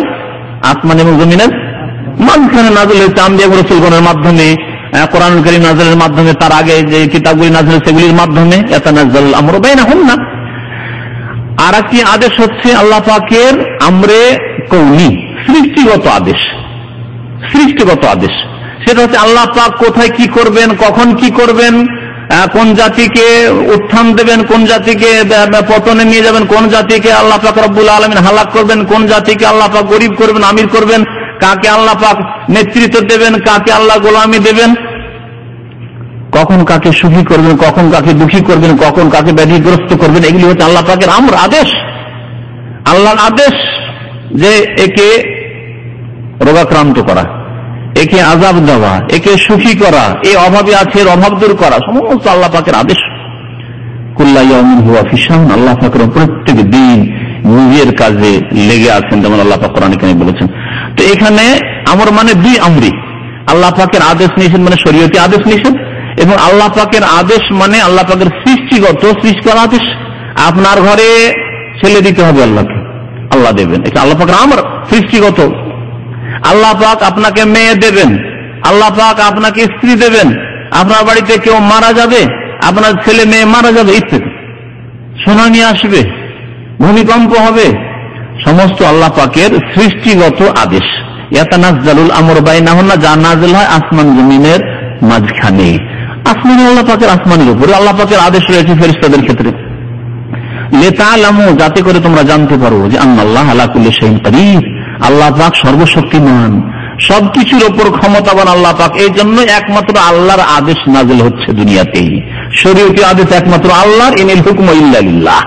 এই রকমের সৃষ্টিগত আদেশ একমাত্র আল্লাহ পাক রব্বুল, আল্লাহ যা করছেন তাই হচ্ছে, আল্লাহ ছাড়া আর কেউ নেই যে পৃথিবীতে কিছু ঘটাচ্ছে। বৃষ্টি হলেও অন্য কোনো কারণ নেই, অন্য কেউ করলো। যেমন পূজার সময় বৃষ্টি হয়, এই ধরনের কথা হিন্দু বলে, হিন্দুদের সাথে অনেক মুসলিম বলে, আরে অমুক পূজার সময় বৃষ্টি হবে, এগুলি শিরকি কথা। নবী করিম সাল্লাল্লাহু আলাইহি ওয়াসাল্লাম বলেছেন, আমার একটি হাদিস আছে, হাদিসে কুদসি, আল্লাহ বলেছেন আসবাহা ইবাদুন মুমিনুন বি ওয়া কাফিরুন বিল কাওকাব ওয়া আসবাহা ইবাদুন কাফিরুন বি ওয়া মুমিনুন বিল কাওকাব। কিছু বান্দা আছে, আজকে বৃষ্টি হয়েছে, এই বৃষ্টির কারণে কিছু আমার সাথে কুফরি করেছে আর ওই নক্ষত্রের প্রতি ঈমান নিয়ে এসেছে। আর কিছু লোক আছে যারা আমার প্রতি ঈমান নিয়ে এসেছে আর নক্ষত্রের সাথে কুফরি করেছে। যারা বলবে অমুক নক্ষত্র উঠেছে সেজন্য বৃষ্টি হয়েছে, অথবা অমুক পূজার সময় সেজন্য বৃষ্টি হয়েছে, আরে কার্তিক মাসে বৃষ্টি হবেই হবে, আশ্বিন মাসে অমুক হবেই হবে, হ্যাঁ বৈশাখ মাসে কাল বৈশাখী ঝড় হবেই হবে, এই ধরনের কথাবার্তা ইসলাম বিরোধী কথা, কুফরি শিরকি কথার অন্তর্ভুক্ত। আল্লাহ পাক যেন এসব থেকে মুসলিমদেরকে বাঁচায়। তো আল্লাহ পাক বলছেন যে সমস্ত আদেশ আল্লাহর পক্ষ থেকে নেমে আসে, লিতালামু, যাতে করে জেনে থাকো যে সমস্ত আদেশ আল্লাহর পক্ষ থেকে, তার মানে আল্লাহ আলা কুল্লি শাইইন কাদির, আল্লাহ সবকিছুর উপর ক্ষমতাবান, সর্বশক্তিমান। ওয়া আন্নাল্লাহা কাদ আহাতা বিকুল্লি শাইইন ইলমা, এবং আল্লাহ পাক সমস্ত কিছুকে পরিবেষ্টন করে রয়েছেন, ঘিরে রয়েছেন জ্ঞানের দিক থেকে, ইলমের দিক থেকে। আল্লাহ যদি সবকিছু না জানে তাহলে সবকিছুর প্রতি আল্লাহর আদেশ কি করে নাযিল হবে? তাই আল্লাহ পাক রব্বুল আলামিন শুধু মানুষ নয়, মানুষ, জিন, মালায়েকা, ফেরেশতা, এছাড়াও সমস্ত মাখলুকাত, কীট পতঙ্গ, পশু পাখি, সবকিছুর ওপর আল্লাহ পাকের আদেশ। ইয়াতানাজ্জালুল আমরু বাইনাহুন্না, এতগুলি পাখি অমুক দেশে হবে, এতগুলি পাখি অমুক দিনে মারা যাবে, অমুক দেশে এই রকমের পাখি গেলা এই মৌসুমে আসবে। এই মৌসুমে সমুদ্রে দেখেন চিংড়ি মাছ কখনো কখনো পাওয়া যায় খুব বেশি, আবার কখনো পাওয়া যায় না। ইয়াতানাজ্জালুল আমরু বাইনাহুন্না, আল্লাহর আদেশ চলে এসছে, আপনার সমুদ্রের কিনারায় যান, এই সময় আপনি খুব মাছ পাচ্ছেন, আবার কোনোদিনই যাচ্ছেন একটিও মাছ পান না। সমস্ত আল্লাহ পাকের আদেশ। মাটির তলায়, জমির নিচে, যেখানে কোনো কীট পতঙ্গ থাক না কেন, সমুদ্র, গভীর সমুদ্রের তলায় যেখানে মাছ থাক আর অন্য কোনো পশু প্রাণী থাক, আল্লাহ পাক রব্বুল আলামিনের সেখানে আদেশ নাযিল হচ্ছে, রিজিক পৌঁছচ্ছে। ওমা মিন দাব্বাতিন ফিল আরদি ইল্লা আলাল্লাহি রিজকুহা, আসমান জমিনের যে কোনো দাব্বা, মানে যা কিছু চলাফেরা করে, যে কোনো প্রাণী যার প্রাণ আছে, আল্লাহ পাকের দায়িত্ব হচ্ছে তার রিজিক পৌঁছানো। আল্লাহ পাক রিজিক পৌঁছে থাকেন, যখন রিজিক পৌঁছান তাহলে আল্লাহকে খবর আছে। তাই আল্লাহ পাক বলছেন ওয়া আন্নাল্লাহা কাদ আহাতা বিকুল্লি শাইইন ইলমা, আল্লাহ প্রত্যেক বস্তু সম্পর্কে জ্ঞান দিয়ে তাদেরকে পরিবেষ্টন করেছেন, ঘিরে রেখেছেন। আল্লাহর জ্ঞানের বাইরে কোনো কিছু নেই। আল্লাহ পাক যেন আমাদেরকে নেক আমলে তৌফিক দান করেন, কোরআন কারীম বোঝার এবং তার বাস্তবায়নের সার্বিক ক্ষেত্রে যেন তৌফিক দান করেন। সুবহান রাব্বিকা রাব্বিল ইজ্জাতি আম্মা ইয়াসিফুন ওয়া সালামুন আলাল মুরসালিন ওয়ালহামদুলিল্লাহি রাব্বিল আলামিন। প্রথমত আংটি পরা আসলে কোথা থেকে? এই যে মুসলিমরা আংটি পরাচ্ছে, আর আংটি পরা মানে আমার স্ত্রী হয়ে গেছে, এটা আসলে কোথায়? খ্রিস্টানদের থেকে এসছে। এই আংটি পরার বিদাত করবেন না, এটি খ্রিস্টানদের বিদাত, মুসলিম সমাজে এসছে। আংটি পরিয়ে দেওয়া মানে ধারণা যে আমার স্ত্রী হয়ে গেছে, আবার যাই কোথায়।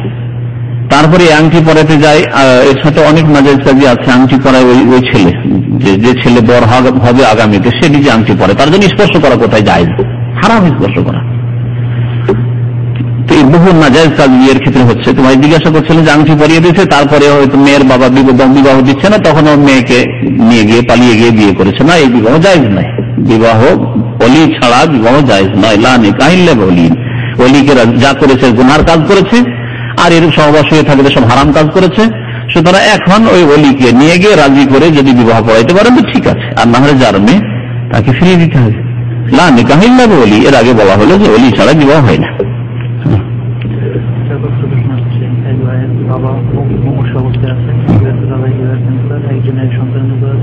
অনেকে দোয়া চেয়েছেন, কেউ সন্তানের জন্য, কারো আত্মীয় স্বজন অসুস্থ রয়েছে, বিভিন্ন রকমের অসুস্থতা আছে। আল্লাহ পাক যেন আমাদের সকলকে শেফা দান করেন। আমাদের যে ভাইয়েরা অসুস্থ রয়েছেন, আল্লাহ পাক তাদেরকে যেন সহি সালামতে রাখেন, তাদেরকে সুস্থতা দান করেন, তাদেরকে শেফা যেন দান করেন। আল্লাহ পাক তারা যদি বেআমল হয় তাদেরকে নেক আমলে তৌফিক দান করেন। তাদের নামাজে যদি ত্রুটি থাকে আল্লাহ পাক তাদেরকে নামাজে হওয়ার তৌফিক দান করেন। আল্লাহ পাক যেন মুসলিম মুমিন হয়ে তাদেরকে আল্লাহ পাক দুনিয়া থেকে যেন উঠান। নবী করিম সাল্লাল্লাহু আলাইহি ওয়াসাল্লাম কাউকে তালাক দিয়েছে কিনা জানতে চেয়েছেন। প্রথম কথা, এতে কোনো ফায়দা নেই, তবে এর সাথে শরীয়তের মাসলা মাসাইলের কোনো সম্পর্ক নেই। নবী করিম সাল্লাল্লাহু আলাইহি ওয়াসাল্লাম তালাক দিয়েছেন এবং ফিরিয়ে নিয়েছেন। হাফসা রাদিয়াল্লাহু তাআলা আনহাকে তালাক দিয়েছেন, আবার ফিরিয়ে নিয়েছেন, রাজাত করেছেন। নবী সাল্লাল্লাহু আলাইহি ওয়াসাল্লাম এমনও কোনো মহিলাকে তালাক দিয়েছেন, আবার তালাক দিয়ে ফিরিয়ে নেননি, এটাও করেছেন। কারণ নবী সাল্লাল্লাহু আলাইহি ওয়াসাল্লাম এর দ্বারা প্রথম কথা যে আমাদের সমাজে যে কুসংস্কার আছে যে বড় মানুষ তালাক দেবে, এটা বড় মান সম্মানের ব্যাপার, কেন তালাক দেবে, এইটি কুসংস্কার যাতে দূর হয়। 2 নম্বর কথা, নবী সাল্লাল্লাহু আলাইহি ওয়াসাল্লাম শরীয়ত মানুষকে পৌঁছাবার জন্য, প্রচারের জন্য এসেছিলেন। তার বাস্তব জীবনে যদি না হইতো তাহলে আমাদের মতো লোকেরা অনেকে তালাক দিলে কিন্তু বড় অপরাধ হয়ে যেত। তাহলে নবী করিম সাল্লাল্লাহু আলাইহি ওয়াসাল্লামের জীবনে এইসব ঘটেছে। নবী সাল্লাল্লাহু আলাইহি ওয়াসাল্লামের নামাজে সহ সিজদা হয়েছে, মানে ভুল হয়েছে, ভুলে গেছেন, তারপরে সহ হয়েছে। আল্লাহ ইচ্ছা করলে ভুলেছেন না, কিন্তু ভুলিয়েছেন যাতে করে আজকাল যদি নবীর ভুল না হইতো তাহলে আজকাল কোন ইমামের যদি ঘন ঘন ভুল হলে খবর ছিল, মুশকিল করে দিত মুসল্লিরা। একটা ভুল সপ্তাহে যদি কোন একটা ভুল হয় তারপরে সমালোচনা শেষ নেই, কি নামাজ পড়াই দিয়ে